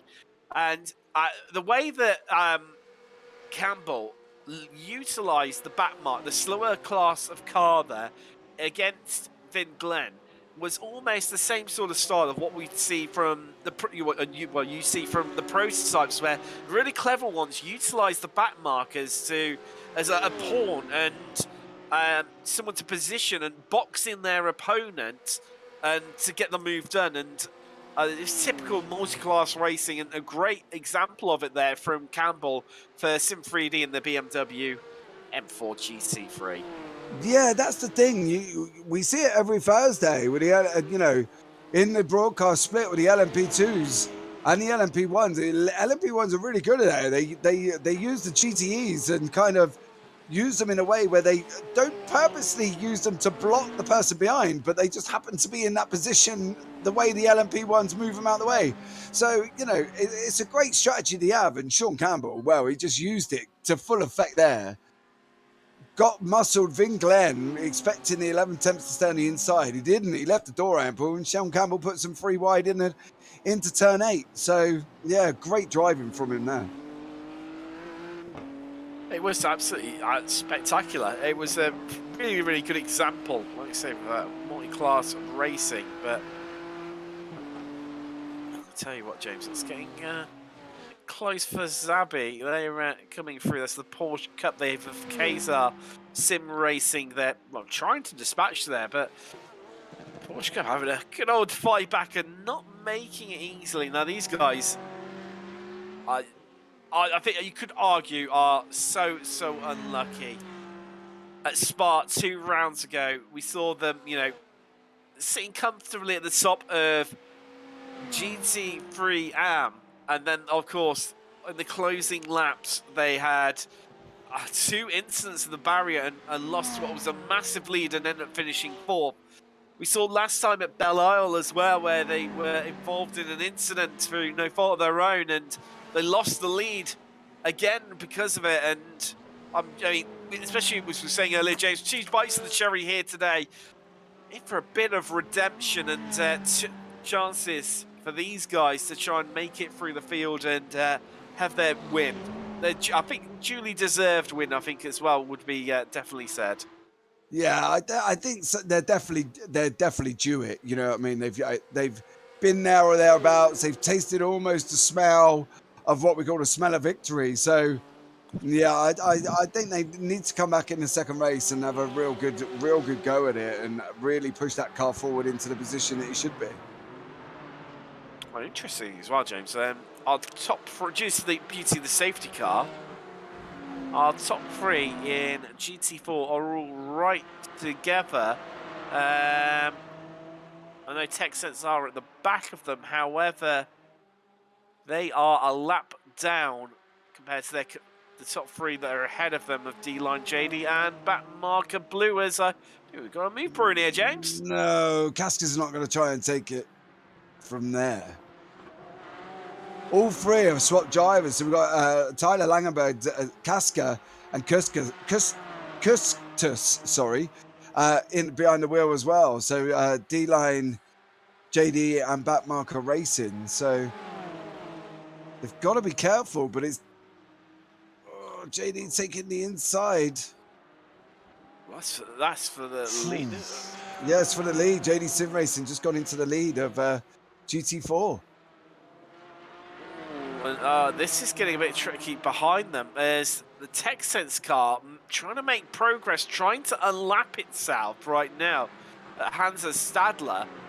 And this is where it's getting even more trickier for them as they try and clear the battling top three in their class as well. And it's after clearly feeling that he's got the pace. And if you can get clear of them, all this could take is, dare I say it, another safety car, and things could change dramatically. Yeah, he's going to want to try and clear him, but that's led to us. Look, we've done, hours and hours and hours of endurance, and we have this same conversation pretty much of where a back marker is quicker. Should he be involved? Should he be getting out of the way? Should he be trying to overtake? We've been there, we've done it. We've almost got the T-shirt talking about it. And we still don't ever come up with a right or wrong answer because there isn't any right or wrong answer. If he's quicker, he has a right to try and go through. And as you say, one safety car, and he puts him round to the back again. So, yeah, it's a very hard one. It is, and it completely changes the shape of the race. It was the top three, but then becomes the top four. Then we know that the Texas guys, in GT4 have definitely got the pace. And I think it can only happen in an instant, but I think we've got away relatively safely here, and this safety car period, and everything seems to be nice and calm. We've got a few battles heading out on track right now in Porsche Cup. We've got a freeway battle over 8th in class between 11th and 10th. Still yet to pit in Porsche Cup. Virtual Racing Compound Blue and Sicania. And I think, 11 attempts, maybe their strategy not playing out how they envisaged, and falling, obviously after they stop, I think there's no think about it. They're going to come out last in class, unfortunately. Bit of a shame, really. We've seen some great drives from them in Porsche Cup this season. Yeah, I think Pete was unfortunately involved in that little bit early in the beginning, wasn't he? And it's kind of really sort of thrown him out. Well, we saw Paul Stout. He's got to be looking at getting inside. If that's their only pit stop, Tim, they've got nearly an hour and what's that? An hour and 23 minutes, isn't it? Hour and 23 minutes with the help of safety car. That is we know that the Porsche Cups are incredibly good on fuel, but I'm not sure this is what we're going to pan out, James. Three Porsches, all on top of one another. One of them being a GT3. Sucking them in as much as possible, Tim.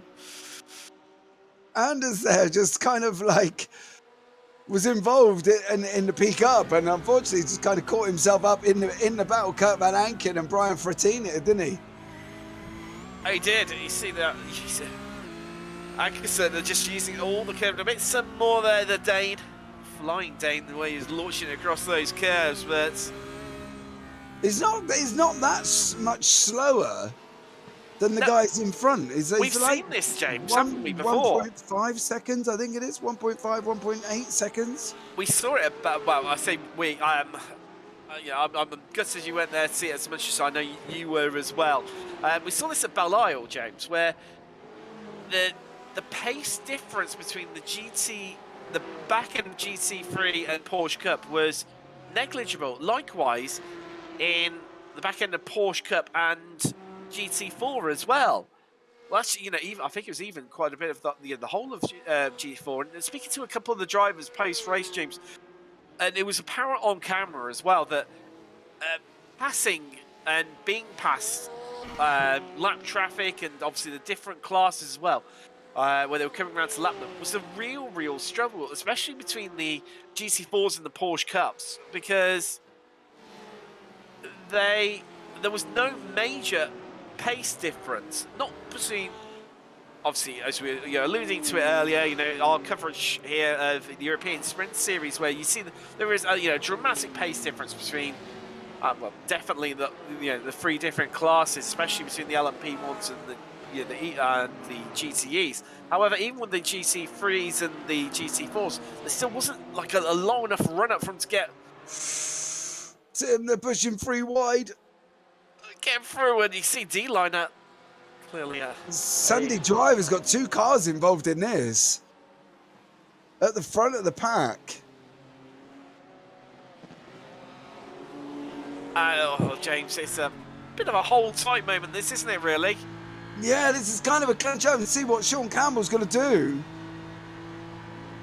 Well, Kevin DeVinter in front, I believe, and Hans Blankart in front of that.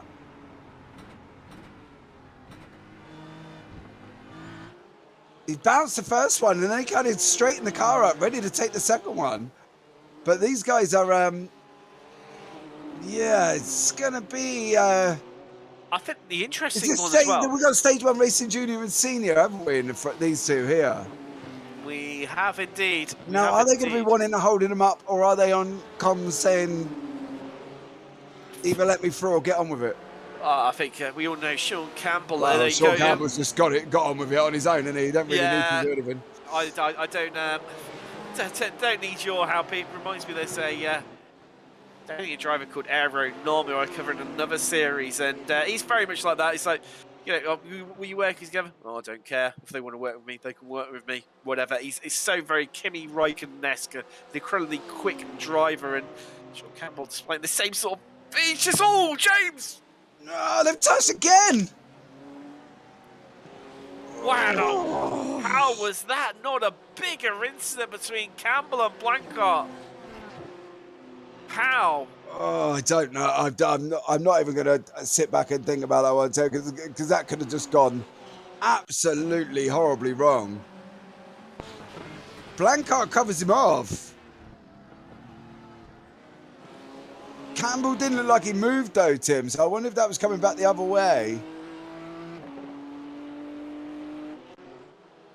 It's tricky stuff. Oh, something's happened to Colin Wynn out on track after just coming out of the pits for the 11-10 team. Best start that Wynn would have hoped for. Let's see if we can see what's happened. Porsche Cup. Oh, that's a big impact with the wall, and again for good measures, and I believe, James, he's got that car going again. Yeah, I was quite interested to see what actually happened, because obviously he did just come out of oh, look at the crowd. Grab. Oh, wow. Colin Wynn. What's for dinner, James? Well, so well. I think we know definitely it's crab on the menu for Colin Wynn today. Oh, such massive straight into both walls. Hit one side, went across the track and hit the other. James, somehow he's got this car all the way back despite... I mean, look at the state of that and the way that it's driving. He gets that all the way home. To go. Yeah, and he gets it home somehow. Truly amazing. Depends. I don't know if they would have used they get one fast repair, wouldn't they? Yeah, but he hasn't. What I'm saying is he hasn't towed it. He's driven that car all the way back to the pits, I believe. Yeah, he kept it on the inside, so it was fairly flat for him. But yeah, that was still it was a bit of a strange one. Unfortunately, just lost it and was straight head first into the wall. Driving the day in terms of raw skill, but here we go. FTR versus Matt Chili for you, James. Chevalier versus Driscoll. And Chevalier gets the job done. It looked fairly straightforward in the end there, Tim. You know what I mean? It could have come off a lot worse, but I think Chevalier was just too far forward. Stage 1 Racing Senior their hands. Unfortunately, he's getting done by Stage 1 Junior, yeah. I mean, it looked like a bit of a swap. It's all starting. It was weird, you know. Obviously, you know, just drama of the restart, then calm down a bit, but everything's starting to come alive a bit more. And just in the chat, Sim Party Racing, SPR battling well, even with the first caution issue. And yeah, I mean, they've had, you know, having a great race here today in Porsche Cup. Yeah, they're doing really well. And I think that's a good thing for them, I think, with SPR. You know what I mean? I think at the end of the day, Tim, I think they did really well. Across you, mate. Something's happened to Next Level Blue, and the Audi running third in class and overall.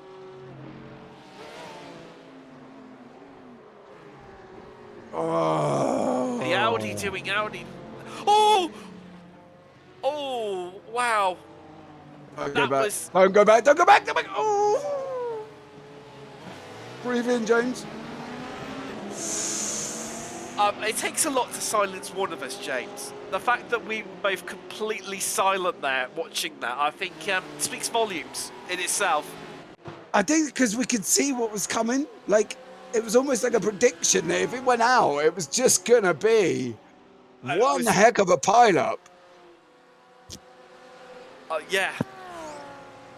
And somehow, Nigel manages, you know, the Dutchman to retain it, but I mean, we've seen the damage that's on that rear wing. It does not look in a healthy state. However, we have seen, especially with GT cars before, them carry what looks like horrific damage, but sometimes even go a little bit quicker. It's bizarre, and Nigel is going to be absolutely devastated from, you know, a podium position heading into the last hour. Can you believe it, James? We've only got an hour left. I feel almost robbed, you know, with these two short races today. It feels like, you know, we should be saying right now, oh, we've still got another 8 hours to go. However, only one left. But yeah, Nigel being absolutely devastated inside the podium, heading into the last hour, and then disaster strikes. One moment, the Audi doing Audi things, rotates into the wall, pointing in the wrong direction, has to turn the car around, and now down 9th overall and in class for you. Yeah, he doesn't look like he's doing too badly though. We've seen it, as you say, we've seen it before with Porsches, love a good bent rear wing, but they manage to still carry on, don't they? And I think Naya's managed to get away with that one, and he's still going there. See a lovely bit of Porsche Cup action here for you. Ooh, equipment keep being displaced by Beeson for second place there for you. Yeah, GT3 AM still battling away for second and third there, I believe it is. So got 185 is Brian Frattini. He's obviously currently in third, and Beeson has just got a little bit already up the road, to be fair. There you go, car 192 in GT3 AMS has got ahead. Oh no. Oh no. Oh, I swear, I thought Greenleaf was going to get done now, unfortunately, by Anders Atkinson. So that could have been a lot closer as well, Tim. It's all going off now, isn't it, as we go from RD in the P Cup. It is. It's some really intriguing battles happening out on track, and just getting through on the Audi past stage 1 senior there. On the recovery drive is Justin, and he's definitely the Flying Dutchman right now. And oh, is this gonna be a pit stop here for stage 1 senior? I feel one brewing, James. Yeah, they're gonna pit. I think they come out earlier on and said that you're allowed to drop into that blue area if you're gonna pit at that corner. But other than that, it would be registered as an off track. So he definitely wasn't allowed to take that. But you are allowed to take that line if you are pitting. So, yeah, he was allowed to take that line because he was heading into the pits. This is right on board. Next Level Blue. And interestingly, that is Deutsche Payment ahead of us. Yeah, Vin Glenn has not really got away. I've got to be honest. Well, initially where he was falling, battling hard with Campbell as SIM3D spot. Campbell's progressed and got himself up to third. Glenn of Deutsche Payment has progressed, but not as much as probably what he would have hoped. Currently 8th position, that Porsche. And the Audi is catching here, James, and not something we've experienced or seen. This is a role reversal, really. Glenn maybe struggling with the Charlotte Roval a little bit more compared to other tracks, and however, it definitely seems to be suiting the Audi and next level racing, Justin Nager, far more. Yeah, I'm not quite sure what happened to Vin Glenn. Did we miss something there? Because he kind of was right with Sean Campbell. Just where obviously we saw Campbell obviously make it past Glenn, and just from that moment onwards, Campbell's just making more progress. And there's another car. We've got the leader in GT3 AM into the pits for you, James. There. Yeah, Timothy Van der Broek coming in. We're under that hour mark. That hopefully they're trying to stretch it out. That this might be the last stop. So they kind of really want to get in, but I think all them people that pitted under the pace car, I think it was the second pace car. It's a piece of racing there, Tim. Take us through what's going on. What's happening? There's contact there with the RD car. Oh, it's like, oh no! I'm amazed we've got away. That was Vin Glenn that just came round and gave him a good whack for good measure there. No fault of his own. And how we got away without a safety car, then I will never know. That must have been on the close signs of registration there, Tim, I think. It was there a while. It was, yeah, and as well with the the contact with Glenn as well. I think it was literally a cigarette paper, the skin of your teeth is all we were away from. A safety car period here at Charlotte Motor Speedway. However, we got away without it. And also, I think that's... Oh, we've got a fair few into the pits. He's into the pits. Likewise, Stage 1 Senior, they are in as well. So, pit window definitely open. And this is where it's going to get interesting, James, because it's obviously so many stories to tell with all these different strategies. Obviously, we've got... If we look at our leaders right now, how have Prismatic stopped on lap 27? We're currently on lap 58. However, Campbell behind stopped 8 laps later. SIM3D Sport driver making a BMW 1-2 elected to stop again, and the safety car period, the set of 3 that we had all together. So Campbell has got 9 seconds, 9.3 seconds to be precise, to hunt down to Howe of Prismatic. And then we'll obviously, we'll have to take that, be able to take that shorter stop where Campbell won't have to take on as much fuel compared to Howe. And this is it's going to get interesting. It's going to take us a little while to obviously let things pan out, and as they, marinate out and distill down during these next 52 minutes. And I think, realistically, it's going to be over the next 20 minutes where we're going to really start to see how this race is shaping up and how the results are going to look to go. As I think Zaya of Prismatic B is headed into the pits as well. I was just sitting there thinking, if we missed that safety car, the chaos that would have commenced if there was a safety car, that would have been every car, I could guarantee, would have been going straight for that pit lane. Because it is 52 minutes, they could get to the end, it would have been a straight run, and every car on track would have been going in at the same time. Yeah, it would have been reminiscent of the Hungaroring, the F1, where obviously everybody headed into the pits bar Lewis Hamilton, if you remember it rightly, and he was left on the grid to take the restart by himself. Of course, a little bit different. Obviously, we have no standing charts here, being sports cars, and Rob Armstrong just popping into the chat there, asking actually a really good question. Evening, gents. How much fuel are they allowed to take on? Now, that is an absolutely brilliant question, of which I can provide the answer to you.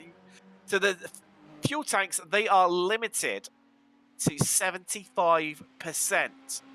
Now, also, as part of the BOP, the balance of performance, which is a set of measures that are put in place for those you know maybe newer to sports car racing, to make the cars more competitive by altering the amount of power, weight, etc. that they're allowed to have. So the Porsche Cup Series, so the middle of the three classes, they have got 95% of their available power. So that's taking a 5% reduction in power, and also they're carrying 50 kilos in ballast as well. And, any questions you've got for myself, James, or Ian when he joins us in not too long? Feel free to pop in the chat, and we will happily answer for you. We will give it a go. We will do indeed. We will give it a go as much as we possibly can. And just see how this one pans out. Things are calming down a little bit as we reach the 50-minute mark. Everyone's settling in, and James, I think we're overdue. Maybe a little bit of one. Would you like another Charlotte Motor Speedway fun fact? Go for it. What have we got? Yeah, is it? I so want you to come out with a burger fact. I really do. Like, how many burgers do we line up from one end from the start-finish line? I was just trying to make a pun in my head, and when I was trying to make it, it sounded horrific about burger. It sounded like it was bugging you. Oh, hold on, that's the SIM3D Racing, James. Steady on the rejoin. Porsche Cup just Good job. losing Good job. that. Thank goodness, the way that they spanned, at least wasn't convulsive to where we've seen already two incidents there. One of them triggering the safety car already, and wow, Neil Ferrier will definitely be happy at that one. Yes, so no burger or food-related ones or technology. It's slightly old. Oh, that's Greenleaf. Was that the Greenleaf Porsche Cup? Yeah, he's spun as well. Coming into free. Yella, oh, big drift and a big contact with the rear. And abandoned in the middle of the track. It would have been sensible to go left. He does. He lights up the rear tyres and around he goes and continues. Tries to get out of the way. Does he have another incident there? Let's say so. We'll stick with this replay of Yella once more.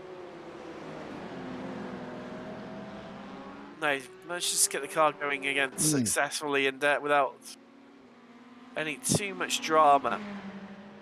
Yes, so everyone's trying to get in the way of my fun facts. It's almost like it's a bit cheesy, but hey, let's go for it. You said no food-related things, Tim. Well, I did, didn't I? Yeah.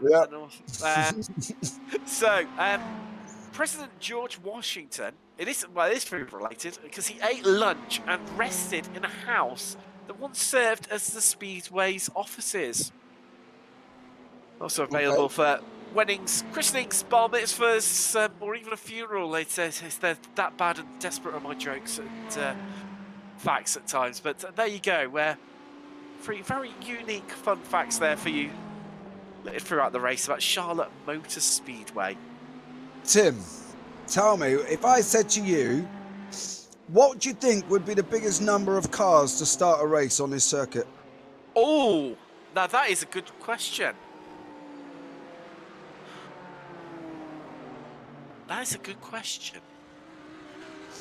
I'd love to, everyone watching along there, I'd love to hear from you in chat what you think this is. Now, I do know recently, back in the last year, I know that the SCCA, the Sports Car Club of America, in one of their lower forms, had a full spec racer race at Daytona, which had 75 entrants. Now, do you think you're near there, do you? I think it's going to be up around that sort of numbers. I'm going to go.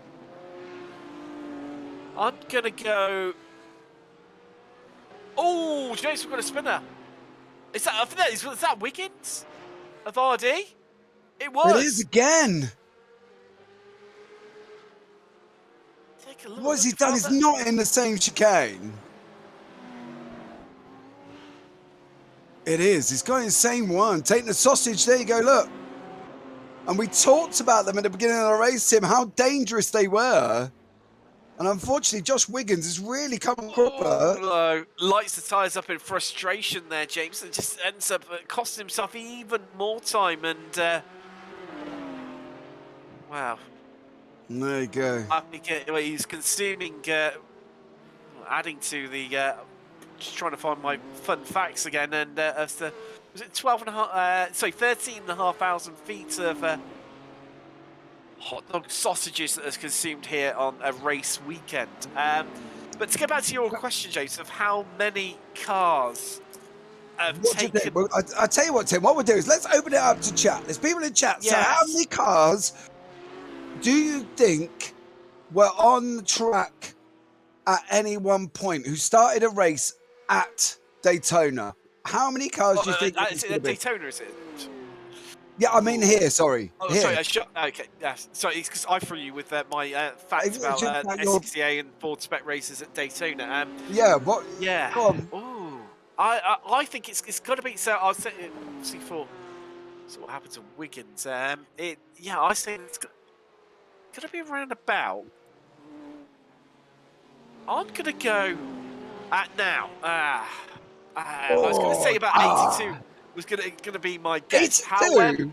How did you manage that to come up with that guess? What, is it smack on right? Is it smack on right? Yeah, 82. Is it? Oh, yeah. that was... Well, that's me done. I'm off. James, later. So I'll peaked. See you later, guys. I peaked. Goodbye. No.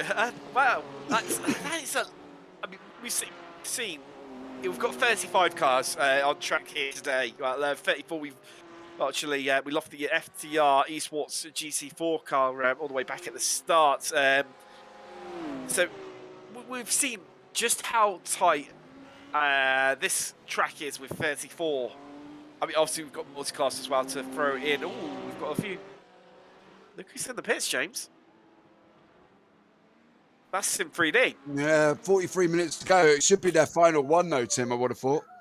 Yeah, this will be their final stop. And as Sean Campbell played a little bit of a masterstroke here. Well, good news is we've only got 43 minutes and 42 seconds to find out how this one's going to pan out. Also, we've got the 11 tenths guys who were leading at one point as well. Let's not forget that. Overall, the GT3 AM guys, Mark's Baxter Jones just getting in the car for them. Derby, they're heading out after just visiting pit row. Likewise, RPM, they've had a little trip into pit row as well. Just having a little look. Sunday drivers, they're in. They've got a driver swap as well. Rudke just hopping into the car. You should see how the Canadian gets on also. Our leader in GT4. And actually, Jace, while everything's been going on, this is going to be a free stop for JD. They've pulled out, I do my eyes, yeah, a 1 minute lead at the front.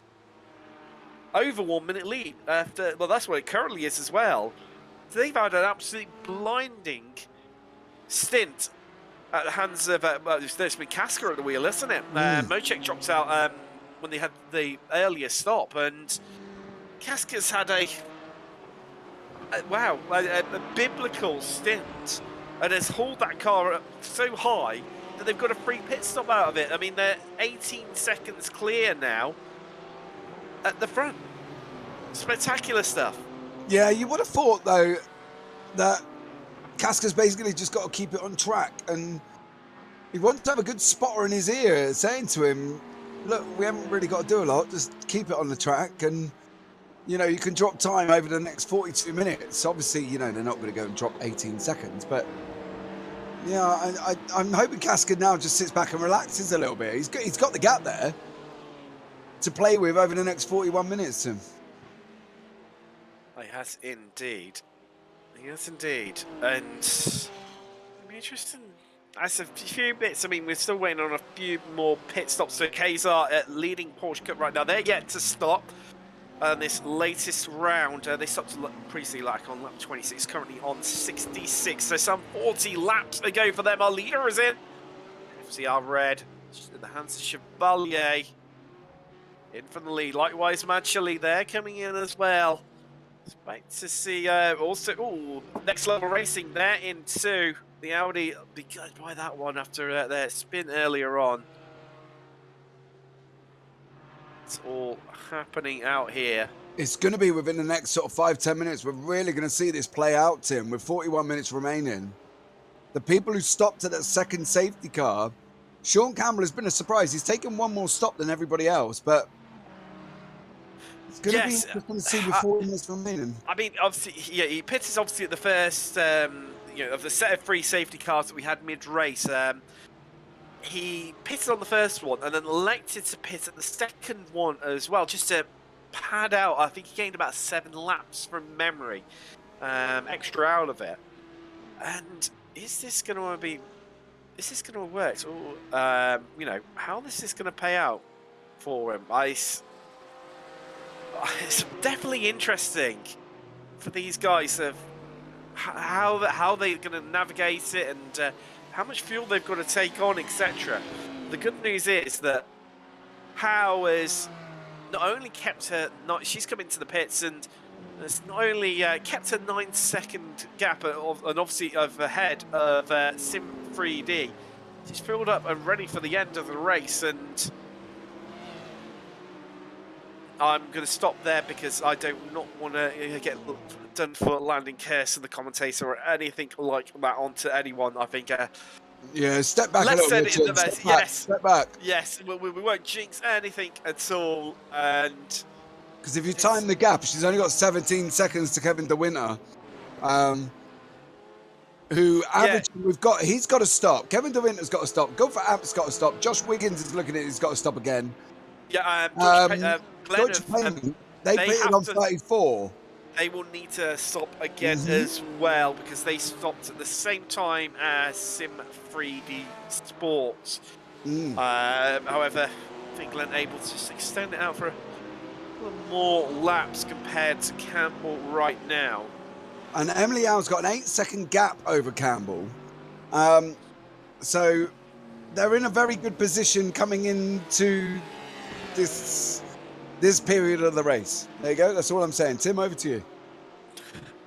That's a lovely way to get out of anything there, James. I'm impressed with that one. I've been there already this week, unfortunately, with a member of the Prismatic team, doing so well, and then they crashed, and I don't want to go again, so I'm not going to see nothing. No, I know what you mean. Saving your bacon. The phrase is. Playing it safe, sitting on the fence, just not even putting myself in that situation. There you go. Just looking at the time, James, I think it's time we heard about Sim3D. Yeah, so don't forget, guys, as well, Sim3D, enhancing your sim racing experience. Now, guys, they do custom design parts for the sim racer in mind, both durability and ease of use. All the products are made to order, designed by sim racers for sim racers. Head to www.sim-3d.co.uk to find out more. And as always, links down in the description below, guys. So go give them a shout. They do everything from button boxes to rumble pads to everything as much as you could possibly think of. They do an absolutely amazing job. So definitely go and check them out there. That will be absolutely incredible. Emily Howe's looking very racy on Josh Wiggins. She is, obviously. She has stopped. Wiggins yet to pit.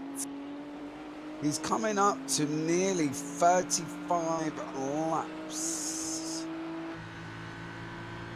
Here comes Howe. And I think it's this gap, James, at the start of this lap was around about a second. So how much pace? Ooh, that was Howe far more braver on the brakes and catching up into the Kane at the end of the lap there than I ever would be, and harassing and harrying Wiggins right now, who's not exactly any slouch himself, let's not forget. Here's Josh Wiggins at RD Sim Sport. However, Howe knows that Campbell is anything like this that just holds her up slightly. It's going to allow Campbell to catch. This lap, just literally, James, since we picked up watching these two, Campbell has taken around about 4 attempts out of Howe. Yeah, she needs to get past. Needs to get past Josh Wiggins to clear off without any hope of keeping in front of Vin Glenn when he does go in, and keeping Sean Campbell back. The gap's now 7 seconds, 7.3 I think it is. So Emily's got to try and clear Josh Wiggins as soon as possible. Campbell was just clearing a bit of traffic maybe himself. Yes, he was. Oh, Vin Glenn, he's in from the lead. Deutsche Payments. However, here comes Howe into the braking zone, and this is surely, well, this is 4 position to get herself second. Yeah, that's going to be past Vin Glenn as well. That's Emily Howe back in the lead now, so it's going to be what Josh Wiggins has got to do with his pit. He pitted on lap 35. We're now on 72. So that's another one that's going to be in soon. So he's going to be looking at, it's going to be a Sean Campbell, Emily Howe, I think, fight race until the end of the race there, Tim. I think it is, and I tell you what, James, one thing, just talking about Sean Campbell and Vin Glenn of SIM3D and Dutch Payments respectively, I think this just really shows, obviously... Oh, so just touched the wall, Tim. Emily Howe just nudged the wall on the exit. Pushing it and some more, isn't she? Yeah, definitely, to try and get that car going. But touching the wall is not the best way of doing it. Oh. It's not at all. It's not going to help one little bit, but just getting away with that one, you feel. Now, I mean, I was just saying for how had a grazing of the wall there as equipment geek in the pits. FTR Blackett in Porsche Cup and for Motorsport in GT3 also in. Yes, sorry, James. Yeah, obviously, remember Campbell of SIM3D came out of obviously the previous round of pit stops with Glenn of Deutsche Payment right behind him. Now, just to put it in some sort of perspective, James, Glenn has dropped some 9 seconds across this last stint to Campbell. Glenn is no slouch himself, and you could argue traffic, yes, where you catch it does help a little bit. However, a cracking performance and from Campbell once more, and it's, well, Prismatic coming under a B team, coming under a little bit of pressure from Nilferia of Sim Party Racing in the Porsche Cup. Yeah, they're very, there is a gap in times, but it's again, Tim, like we spoke about, if that Sim Party Racing can get within the draft, they can keep up with them. Do you know what I mean? It's not a massive thing. I think that's Morgan, Morgan Driscoll just gone through in the Ferrari. But the speed difference in general, is about 1.3, I think it was, between, well, not even that on the last lap. Yeah, 1.4 on the last lap's the difference, Tim, in time. So he's doing a stellar job, is Neil Ferry. He is indeed, definitely. I was leading at one point. However, these guys are looking at right now of RD Sim Sport 2.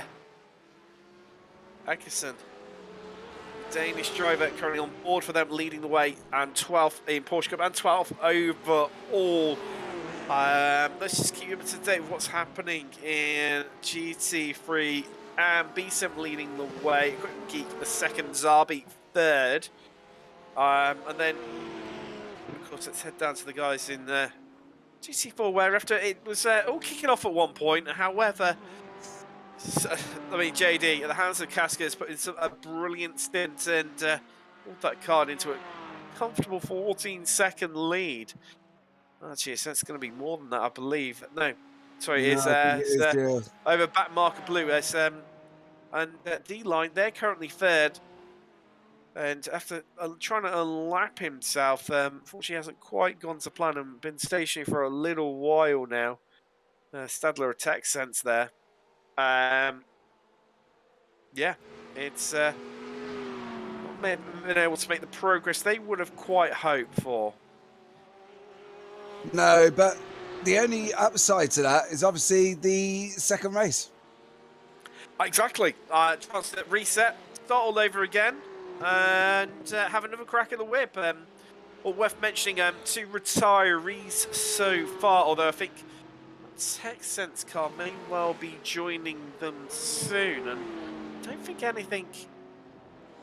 We'll see, bear with me, James. I want to have a little look and see if anything's happened to Sadler, because he's been stationary for nearly 2 minutes now.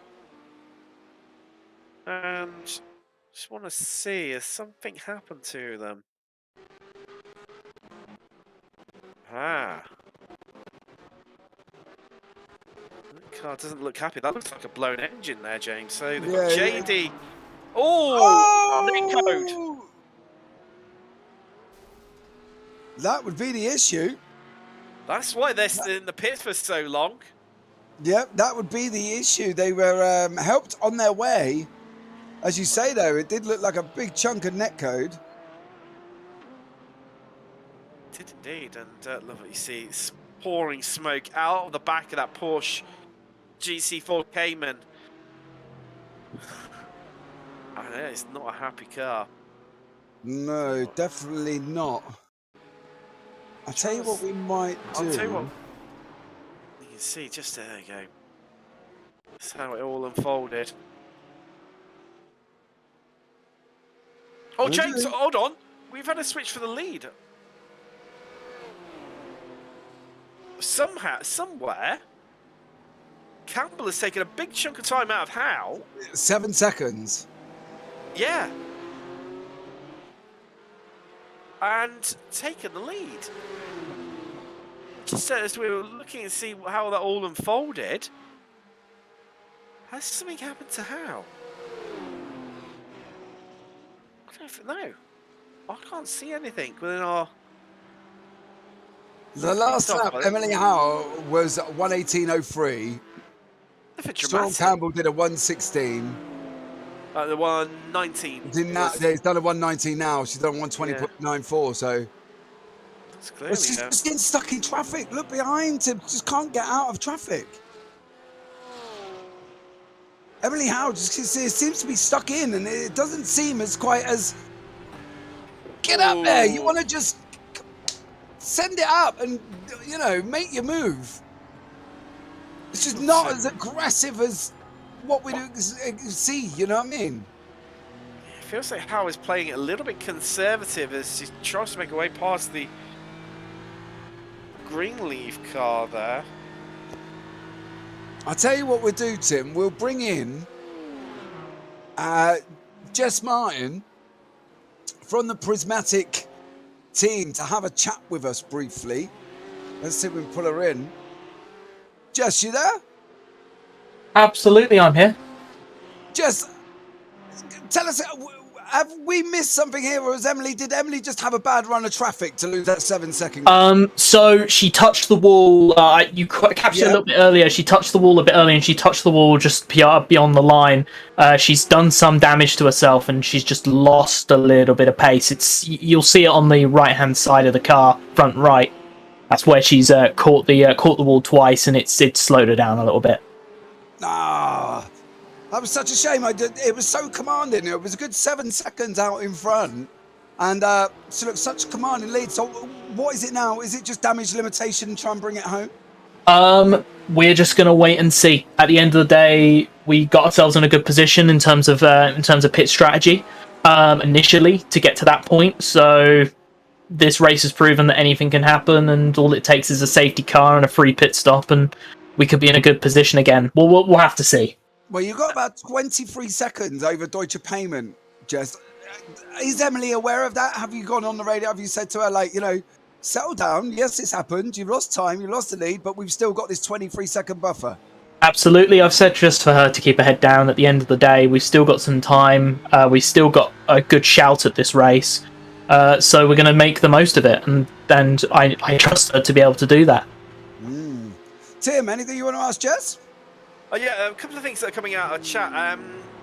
They all believe that Emily didn't elect to take tyres at the last pit stop. Is that true, Jess? I don't believe it is. From what I was aware of, she took tyres.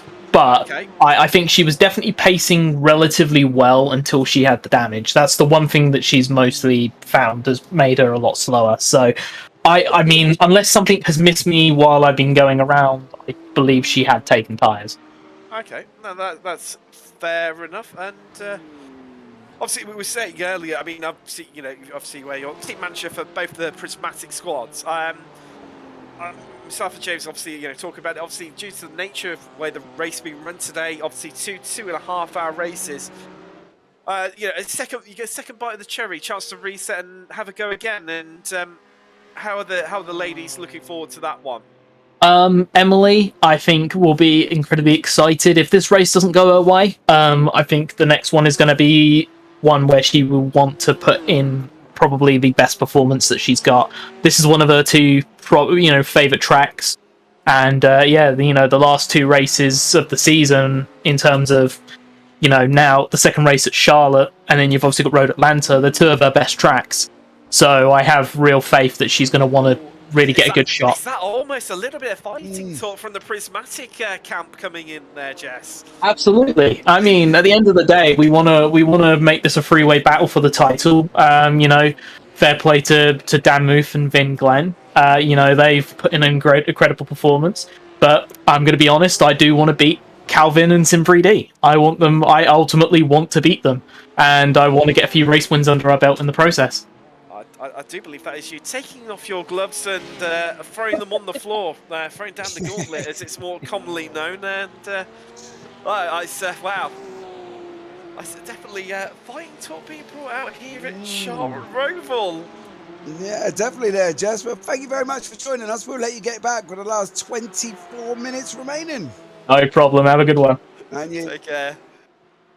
Wow, Jess has got the gloves off there. Poor old Calvin. Wow. He's in trouble. Yes, and Campbell as well. I expect to see that one turn into a big dogfight. But talking of dogfights, James.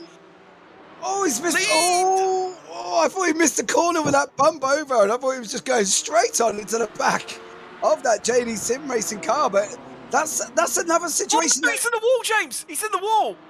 But we missed. Where did the 14 seconds go, Tim? I don't know. I think it's just down to traffic. A similar thing that's that Howard Prismatic A has been experiencing. I think that's just where it's come from. And now has Casca as well. Wait, I'm certain I caught him just having a moment, up close and personal moment with the wall. Let's just head a quick replay of that one and see. No, my software. No, we'll see. We'll have another go at that one here for you in a second, just while we stay with these two and see how this one pans out. As yeah, I think it's just come down to traffic, and let's have a. I tell you what, should we have another go for this? Gone. Another bite of the cherry. See what Casca's been up to. We'll have another go at this one and see what happens. No. No, not loving it at all. Oh, there we go. There we go. Just taking a few moments there to click in. Now, keep an eye to the right-hand side of your screen. Yeah, that's a touch with the wall there, James. That's a touch with the wall. I think Casca may well have got away with that one. But he's got to be kicking himself, because that 14 seconds is gone. It's gone. It looked like, to use an American analogy, it looked like a home run. Slam dunk. All the other, sporting references wrapped up for JD Sim Racing. However, Pearson has physically dragged that back marker Racing Blue Porsche Cayman GT4 off, kicking and screaming every step of the way up to the back of JD. And I mean, yes, I know traffic does play a little part of it, a bit of luck along the way, but you need to be there, capitalise on that luck, James, and that's what Pearson has done. And we see, James, it's almost like a Christmas present, Tim. If he'd have seen that sat there watching that 14 seconds and then just watch it deteriorate down to nothing, to the next thing he looks up and Casca's there. Wow, he's on like birthdays, Christmases all rolled in one, and Lee's a free wide going into the backside bus stop. Oh, a big hop across the curves there. Oh. Lilac Zyra might be really getting away with that one there, I feel, James. And wow, it's always a bit of a heart in mouth type moment watching, free car, especially, with just coming up to 20 minutes left here remaining. And wow, last thing you want after 2 hours and 10 minutes is to be caught up in an incident that could have easily been avoided. That's what I was looking for. Oh, James, we've had a swap for second place in Porsche Cup. Dominic Forster just got past it. It looks like he's just, well, a nice kind of simple swap on SPR there. I think got there, Tim. Used the bank in, used the toe, and he just got straight through, didn't he? Textbook, really, I'd say. Or, standard banking manoeuvre. I'd be incredibly careful on how I pronounce that one there. And one slip of the tongue, that could have been something completely different. But let's take a little look up in GT3.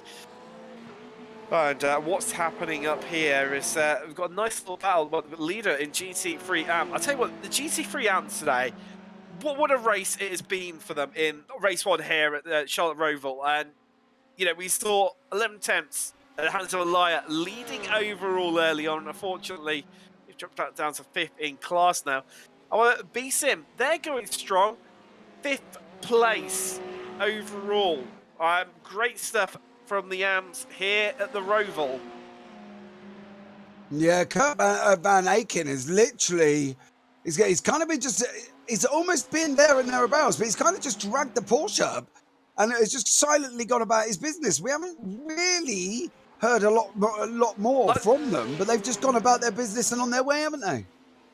As you were saying that, James, I was just sort of thinking, do you know what? I can't really remember mentioning, them. No. They've just, like you say, James, spot on there.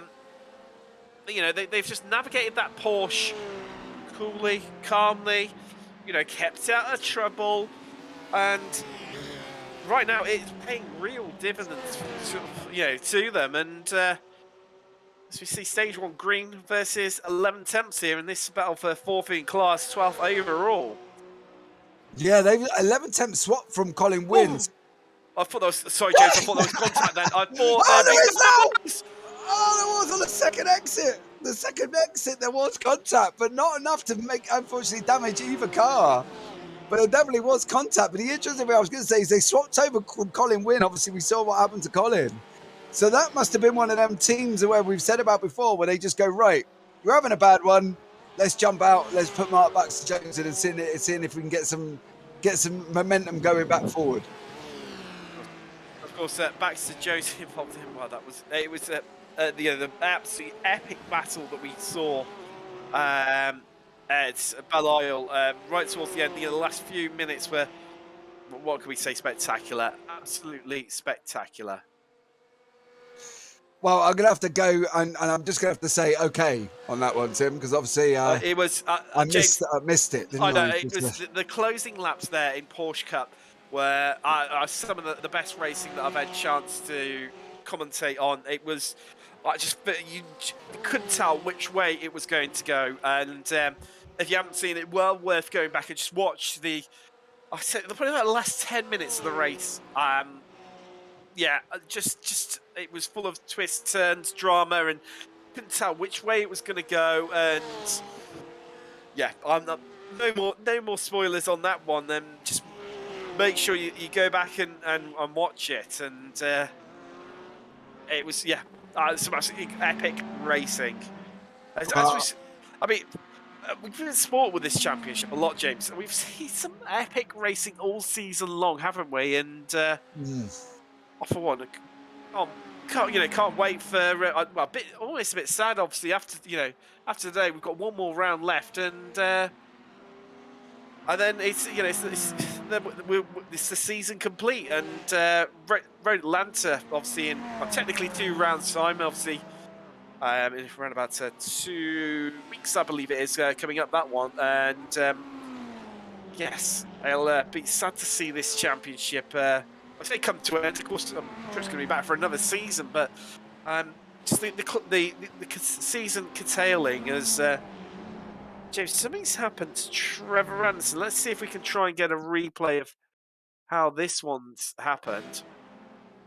Oh, Tim is let's see what's happened up to the D-line driver. Grass. Rear left tyre hit the grass. Rear right tyre, sorry. And that was it, really, for him. It was indeed, James, and that was him. That was him gone. And yeah, let's I'll leave. Well, let's see what happens between FTR and Mad Chili now for you, James. Yeah, see Morgan Driscoll on the right-hand side. As you're looking at it, the chart, and there you go. That is FTR through, coming into the final chicane, but Morgan Driscoll's not giving up for Mad Chili. We've got Richard Barwick on board for FTR as they're heading down around turn 1 and into this tricky section that we've said about before, as we mentioned before, used for the off-road. Round they go, a sweeping right-hander. I think this is going to be where Morgan has really got to be looking at getting up to the back of Richard Barwick now and really getting the job done. We're coming around into turn 5. He's still fairly close. There's 0.2 seconds. So he's going to get the draft on the straight. And I think he's really got to be looking at trying to close up as much as he can. To say with a little under 14 minutes remaining, it's going to be an interesting 14 minutes to see what he can do. Is he going to really close up now? You can see him closing up to the back of Richard Barwick, 3.9, 3.8, and closing. I don't think he's close enough on this run round now. But I think it's possible if he can stay with him, he might be close enough onto the next one. And see if we can jump through again there, Tim. He's closed right up with him. Yes, isn't he? And Morgan Driscoll of Mad Chili's had a, well, to use their team name. Okay. A bit of a mad one, a bit of a spicy one, and a bit like the corner entry there, and the damage to the front left clearly showing that Ferrari 488. Yeah, his rear right's not looking too tidy. Is it rear right? Yeah, rear right's not looking too tidy either. So there's obviously been well, look, you can see the whole of the left side looks untidy, but there you go. Bit in the wars, I think, shall we say? Seen better days. But yeah, I mean, they've it's been a mad one, a spicy one, a crazy one for them, and. If we even so, yeah, 7th in Class 8 overall. No, sorry, 6th in Class 7th overall. Apologies about that to them. Yeah, even so, still, great race for them, and maybe might have been hoping for a little bit better, but I think ultimately just looking at the top of GT3 and especially Pro, I think it's the usual protagonists up there, and I think coming into the race, James, who we would have expected to see Campbell leading the way, Howe and Glenn of SIM3D, Prismatic, and Deutsche Payments, respectively. I mean, Am is thrown lots of twists and turns all season long. However, Kurt Van Aken of BSIM to get the Am car, the Porsche, into 5th overall, I think it is an absolutely great result, and it really flies the flag for what we've seen from the AMs all season long. Of course, as we mentioned earlier, 11 tenths led the way overall earlier on. The Porsche currently in 4th place in GT3 AM in the hands of Baxter Jones at the moment. Oh, Equipment Geek, they've come into the pits, James. This is a splash and dash here, if I ever did see one. Yeah, 11 minutes. This is the time in the period, though, when you don't really want to be doing it. You didn't really want to be splashing and dashing this close to the end with 11 minutes remaining. If this is what they are doing,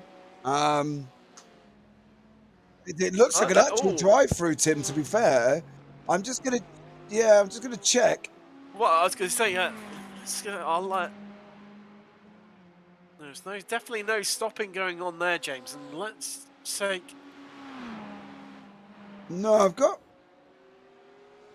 Let's take a little look for you, James. One moment. No, I'm not... I think maybe just run out of incident points that's triggered their... Yeah, I didn't... There's no official steward's announcement to say that they've got to be driving through. So maybe they just say... Maybe they just come to the end of their incidents. It looks that way, doesn't it? Yeah. I tell you what, something's happened to Sam Helson out on track. I've had a bit of a... He's down to 5th in class, 14th overall. That is indeed. Well, that's the end of That it, is isn't it? indeed. That is the... Yeah. So obviously, it looks like the turn 3. Yeah, we've seen so many instances in there, and here we go. Got a bit earlier So he goes on. round 2, hits the grass, or just overcooks it into 3. Overcooked it, James. And Overcooks it into 3, and away he goes. that was a little bit close coming through there. I think that was Deutsche Payments flying through there, and wow, could have ended so differently, and luckily didn't. Yeah, Luckily but one thing we're going to have to look out for is GT4. The GT4 class. Yeah, The race start will be investigated after the race. Ruling may be delayed until after the conclusion of round 6. So if you're not familiar, round 6 is next. Basically, we're going to do 2 rounds of 2.5 hours at the Charlotte Roval. So round 6 is straight after. So the decision may be delayed until after then. But they're being investigated for race starts. Oh, For the race start. James, hold on. This is Deutsche Payments trying to find their way through past back marker there, and somehow... oh, that was near... Who was on the right? Who was on the right? I had to go straight on to avoid all that. I'm not too sure who that was. Just having a look. I think it was the Porsche Cup potentially there. Also got the 97 caught up in there as well. That's Isaac Barkley at the Porsche Cup. There you go. That's who it was. Was stuck kind of on the outside. He didn't really have anywhere to go in that little battle. No, and I think, you know, just carrying straight on and taking that evasive action was the best thing to do. I mean, another battle. I mean, it's position overall, not necessarily in class, a leader in GT3 and 5th place overall. FTR. There are, I mean, there are points involved in as well for this, James. But even so, FTR trying to get one right at the depth here, but starting to run out of time. Only 8 minutes remaining, and I feel this is going to take something a bit bold, a bit brave, potentially out onto the banking, down into that very last corner, and that chicane. And I think we're going to see a few overtakes there as well for us, James, where people make last-ditch attempts onto the brakes. What's happened to Stage 1 Junior? Ooh. He's parked it. Why would he? Let's, Hold on, we're FTR. We'll go to Bartwick because gone past Van Aitken. It just basically looked like Van Aitken didn't really want to jeopardise the last 7 minutes, moved out of the way and let Bartwick through. I think that could be wise for him. You know, they're doing, you know, by their standards, you know, doing incredibly well today. 6th overall, you know, leading in class. They won't want to throw that away. I mean, just going back to the David Van Slambrook one, because if we can. What's this there? I'm wondering whether they're running out of fuel. I didn't even hear it. No, it didn't sound that way to me. Not sure what's caused that one. Genuinely not sure. No, I didn't hear no drops or anything off on the. There was no stuttering. Yeah, there was no stuttering. There was nothing, was there? No, normally with these cars, you experience a bit of stuttering where the car's like, as it's you know, running out of, you know, just dragging through those last few drops of what our fellow commentator Nick Allen here at Total Sport coined motion lotion, you know, of petrol, and however, there was none of that. It was not like he, you know, was backing out. A bit of a strange one there, and we'll see if we can find out for you exactly what's happened for those guys. Yeah, it was a little bit weird. Let me see if I can get, maybe try and get one of them in. This is, it's all happening in this lead, isn't it? Between Pearson and Cusker, Backmarker and JD.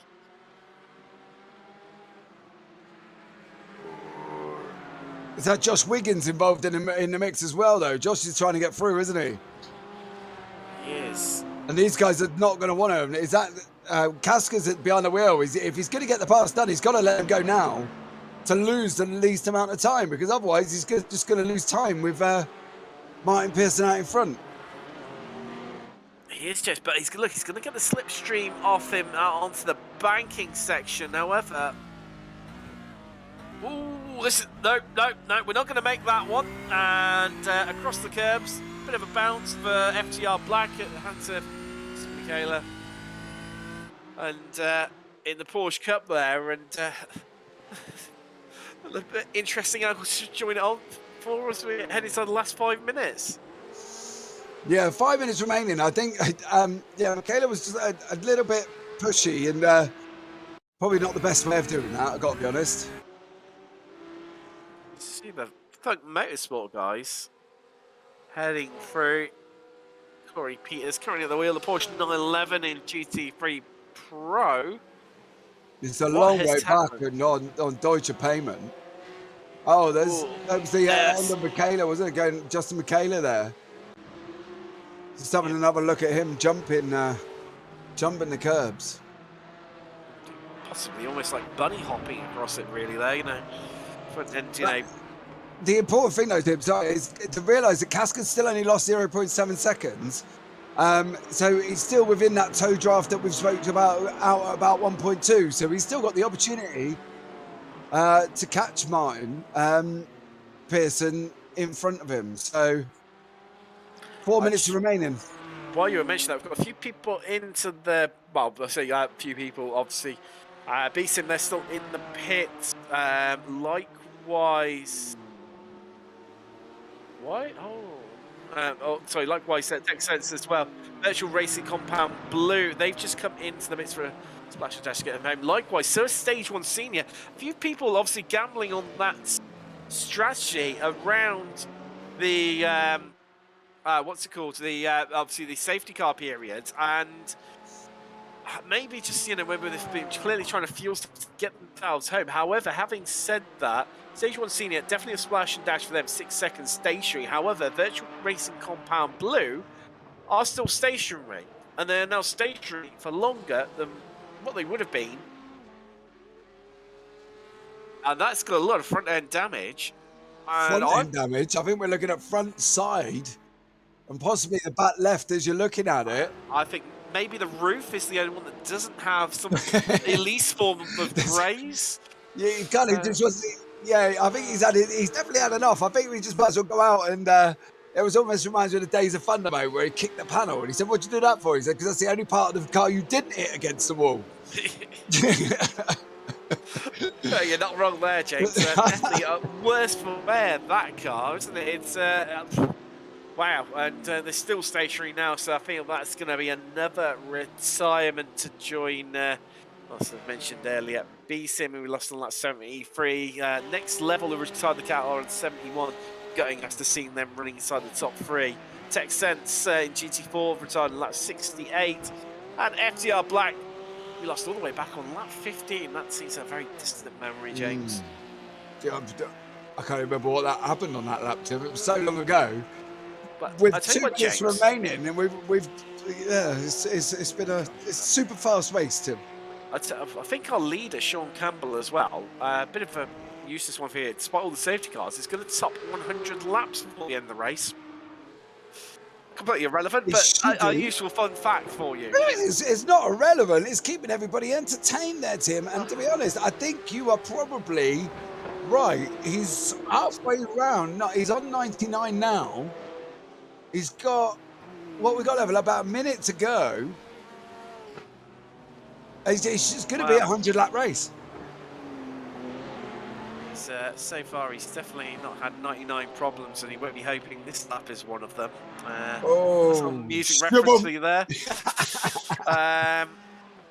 I tell you what, you've just been left. fantastic today, Tim. It's the first 2.5 hours have been a pleasure because you've just been so fantastic with the way you put things.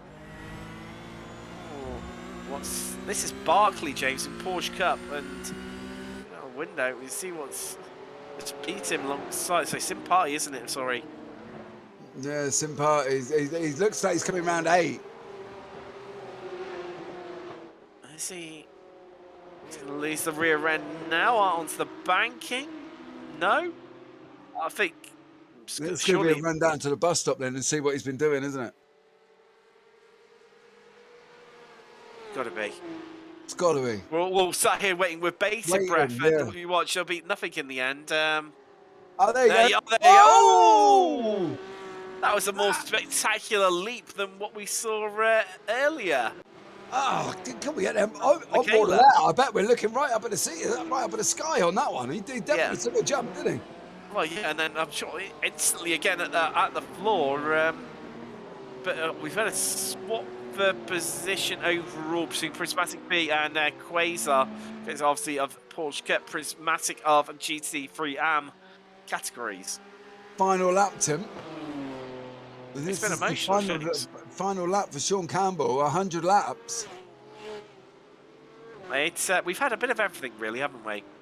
Yeah, there's been slight contact. There's been spinning on your own. There's been tyres on the grass. There's been big contacts. There's been big overtakes. Big contacts. And there's been peak placed over. Yeah, Paul placed there with no panels at all that haven't been damaged. But there you go. James, this is a fight right to the line between these two. Down to the line, isn't it? JD and Backmarker. They're not going to give up. There's contact. They both missed a chicane. Are they both on a slow?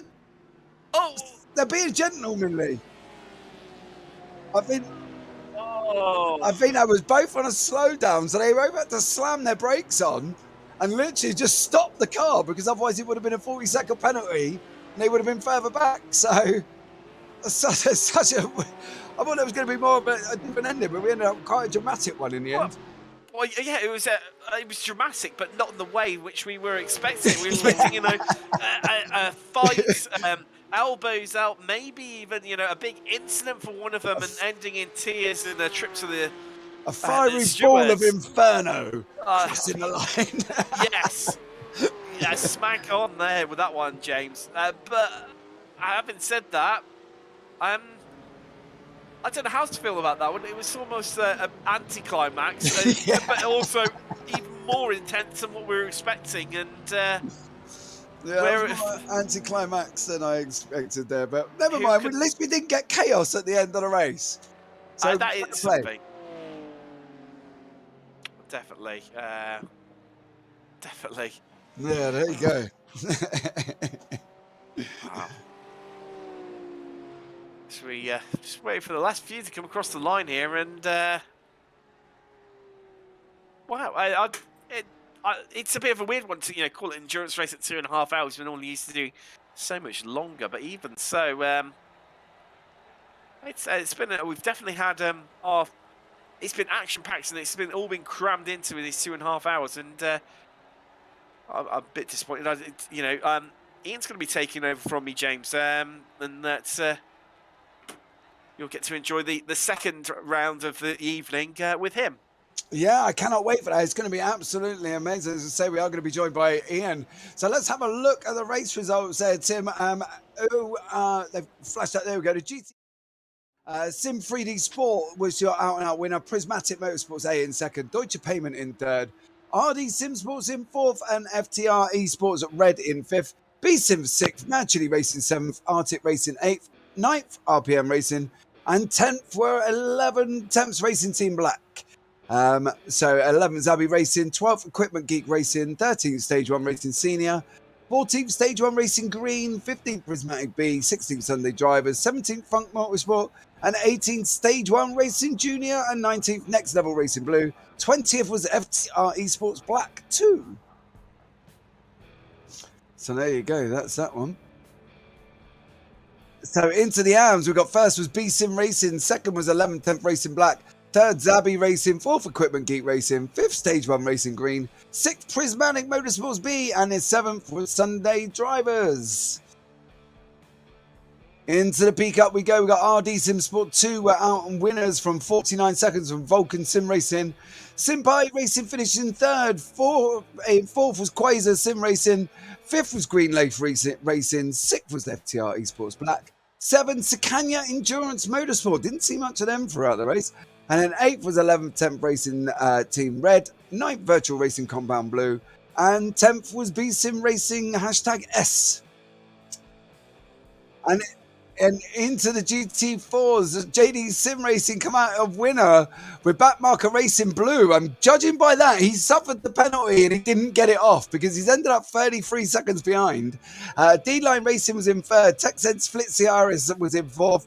FTR Esports White in fifth. So I think, yeah, backmarker Racing must have got the penalty, unfortunately, because they didn't manage to get their time off in time.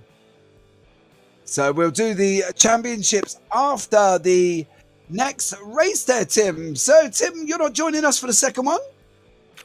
No, I'm not, and a little bit good by that one in some ways, but I'm sure you'll have definitely a great fun with Ian doing that one. But right now, James, I've just dragged into the commentary booth. I'm definitely not kicking and screaming after the victory today, although not driving and stuff. It's Calvin Dent of Sim3D Sport for you, James.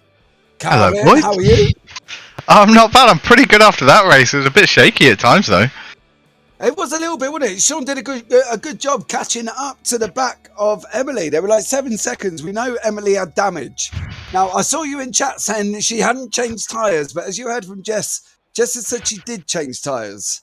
What do you We watched. We were keeping pretty close eye on what was going on, and we didn't see her change tyres. And we can't see there's a gap that was made or brought in that would have indicated she took tyres. So if she did have an amazing job during that race. Yeah, well, there you go. So you guys heading into round 6, obviously coming off the back of your win on the first one. Is there any strategy change, Calvin? Or so strategy would be fairly similar, but we're changing up drivers. So Sean's jumping out for race 2. Something about going to play frisbee with his dad or something like that. I don't know, crazy. Race 2, we've got Eric Molinati driving alongside Mr. James T. Armstrong, who you guys haven't seen yet. Right, and why are you not in the car today? I'm not, unfortunately. Sim3D has been absolutely mental, and I have way too much work to do. So the last couple of weeks, I've had no time to put any practice in. So, yeah, unfortunately, I've had to miss this one. Oh, well, that's very upsetting. We're not going to see your driving skills on track, but we do have James T. Armstrong, so this should be exciting for us all then. Yeah, if you guys don't know anything about James is super quick. He's racing a lot. He's recently left another team to join Sim3D Sport, and yeah, you need to watch out for him. He's got Sean Campbell pace, so it should be a really good race. Well, let's keep an eye out for that one then. We can't wait for that. But Calvin, thank you so much for joining us. Calvin from Sim3D there joining us in the booth. And Calvin, we'll look forward to the next one. Cheers, boys. Look forward to another P1 in the next race. I hope so, mate. Take care. Cheers, boys. So next lined up, we've got James Holman with us, who's a member of RD Sim Sports. Today's winner in Porsche Cup. Firstly, James, welcome along and congratulations. Yeah, thank you very much. I didn't feel like I did a great deal of the work because with our strategy in the end, I ended up bailing out fairly early. So no, I was sort of comfortably sitting there, and then it was kind of working out what was the best thing to do with the number of yellows that we had. So, but anyway, it worked out really well, and Anders did a great job to bring the car home so far clear of everyone else. Yeah, Anders, like you say, he put in a absolutely stunning performance. I mean, obviously, yourselves being in one, the middle class category within the field as well, and so therefore, right in the middle of the pack of everything happening. Just take us through some of those restarts, James. So just what it was like being sat inside the car and how you guys handled it. Well, ironically, I actually didn't handle any restart. I just handled the start because I handed over to Anders at the first stop. But it looked busy. There's no question about it. And it was sort of, I think we were obviously in amongst our own class anyway, so it wasn't too bad. It was the busiest part of the race was really when the GT3s are coming up, because there's not a huge speed difference, but they're obviously much quicker than us in the corners. So yeah, it was quite difficult to sort of let them through and not lose too much time. Sort of it was that balance of trying to be polite but trying not to ruin your own race as well. And I think we managed pretty well. I think the strategy was spot on, and yeah, it was a great race in the end for us. And hopefully we can do it again in this in the next one. Yeah, I mean, obviously, I'm sure you'd be hoping for more of exactly the same. And for yourselves, will you be almost hoping for another safety car to make things a bit aid yourself, or you hoping for just get out in front and head off into the distance and have a nice quiet race? To be fair, I think I'd like just a straightforward race. I think that'd be nicer for everyone. I'm sure it's nicer for you guys rather than commentating for about 40 odd minutes of cars going around at 40 mile an hour. So yeah, it'd be nice. It'd be nice to see where we're at really with a proper full sort of a full length race. See where we're at. And I think we had good pace there. Anyway, I was sort of homing back in on Brandon there just towards the end of that milestone. Wasn't meant to be the end of the stint, but sort of in the middle part of that stint there. So I was kind of looking after the tyres early on, a bit wary of the fact that track temperatures were going up. So yeah, it was good. I think it would be nice if it was just a full, uncomplicated race and see where we all stack up on pure speed rather than a bit of strategy. No problem. I don't blame you at all. That's James Holman there of RD Sim Sport, you winners in Porsche Cup. Final one we'll just be hearing from is our winner. Well, second place in the end for in GT4 after what was a crazy but unique finish. I think you describe it yourself as well, Martin Pearson from Backmarker Racing Blue.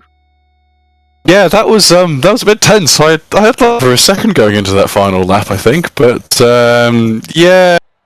Oh, my front tyres were gone, and the JD drivers just said that his front tyres were gone as well. So, that was frustrating because we crossed the line ahead on the road, but then we had that incident at the final corner put us over the instant limit, which would give us. I think okay. So that's why it scored us in second. Right, because we thought you'd had a slowdown and not managed. I did have a slowdown as well. Oh wow! So you managed to burn think that I off. cleared it.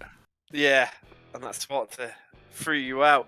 I mean, everyone said a bit of a really crazy race out there. I mean, predominantly, obviously, mostly in GT4 between yourself and JD. D-Line were getting in the mix every so often. The restarts, they were your friend and your foe out there today a little bit.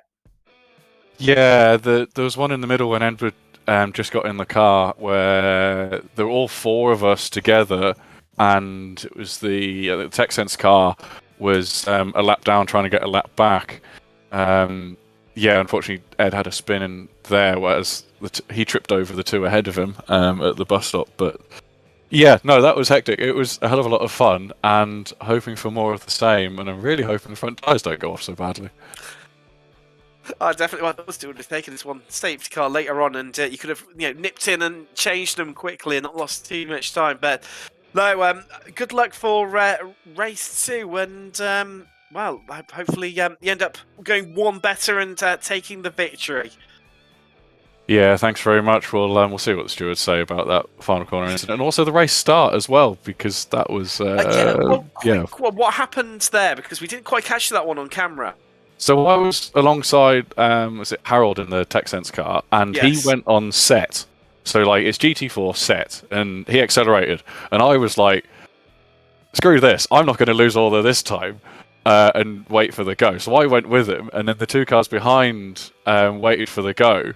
So Yeah, I don't know what's going to happen there as well. We'll leave it up to the stewards, but I think this time round I'll wait for the go, and then make it effectively an obvious penalty if they're on pole again. But yeah, we'll see what happens. No problem at all. That's Martin Pearson there for Buttmarker Racing Blue.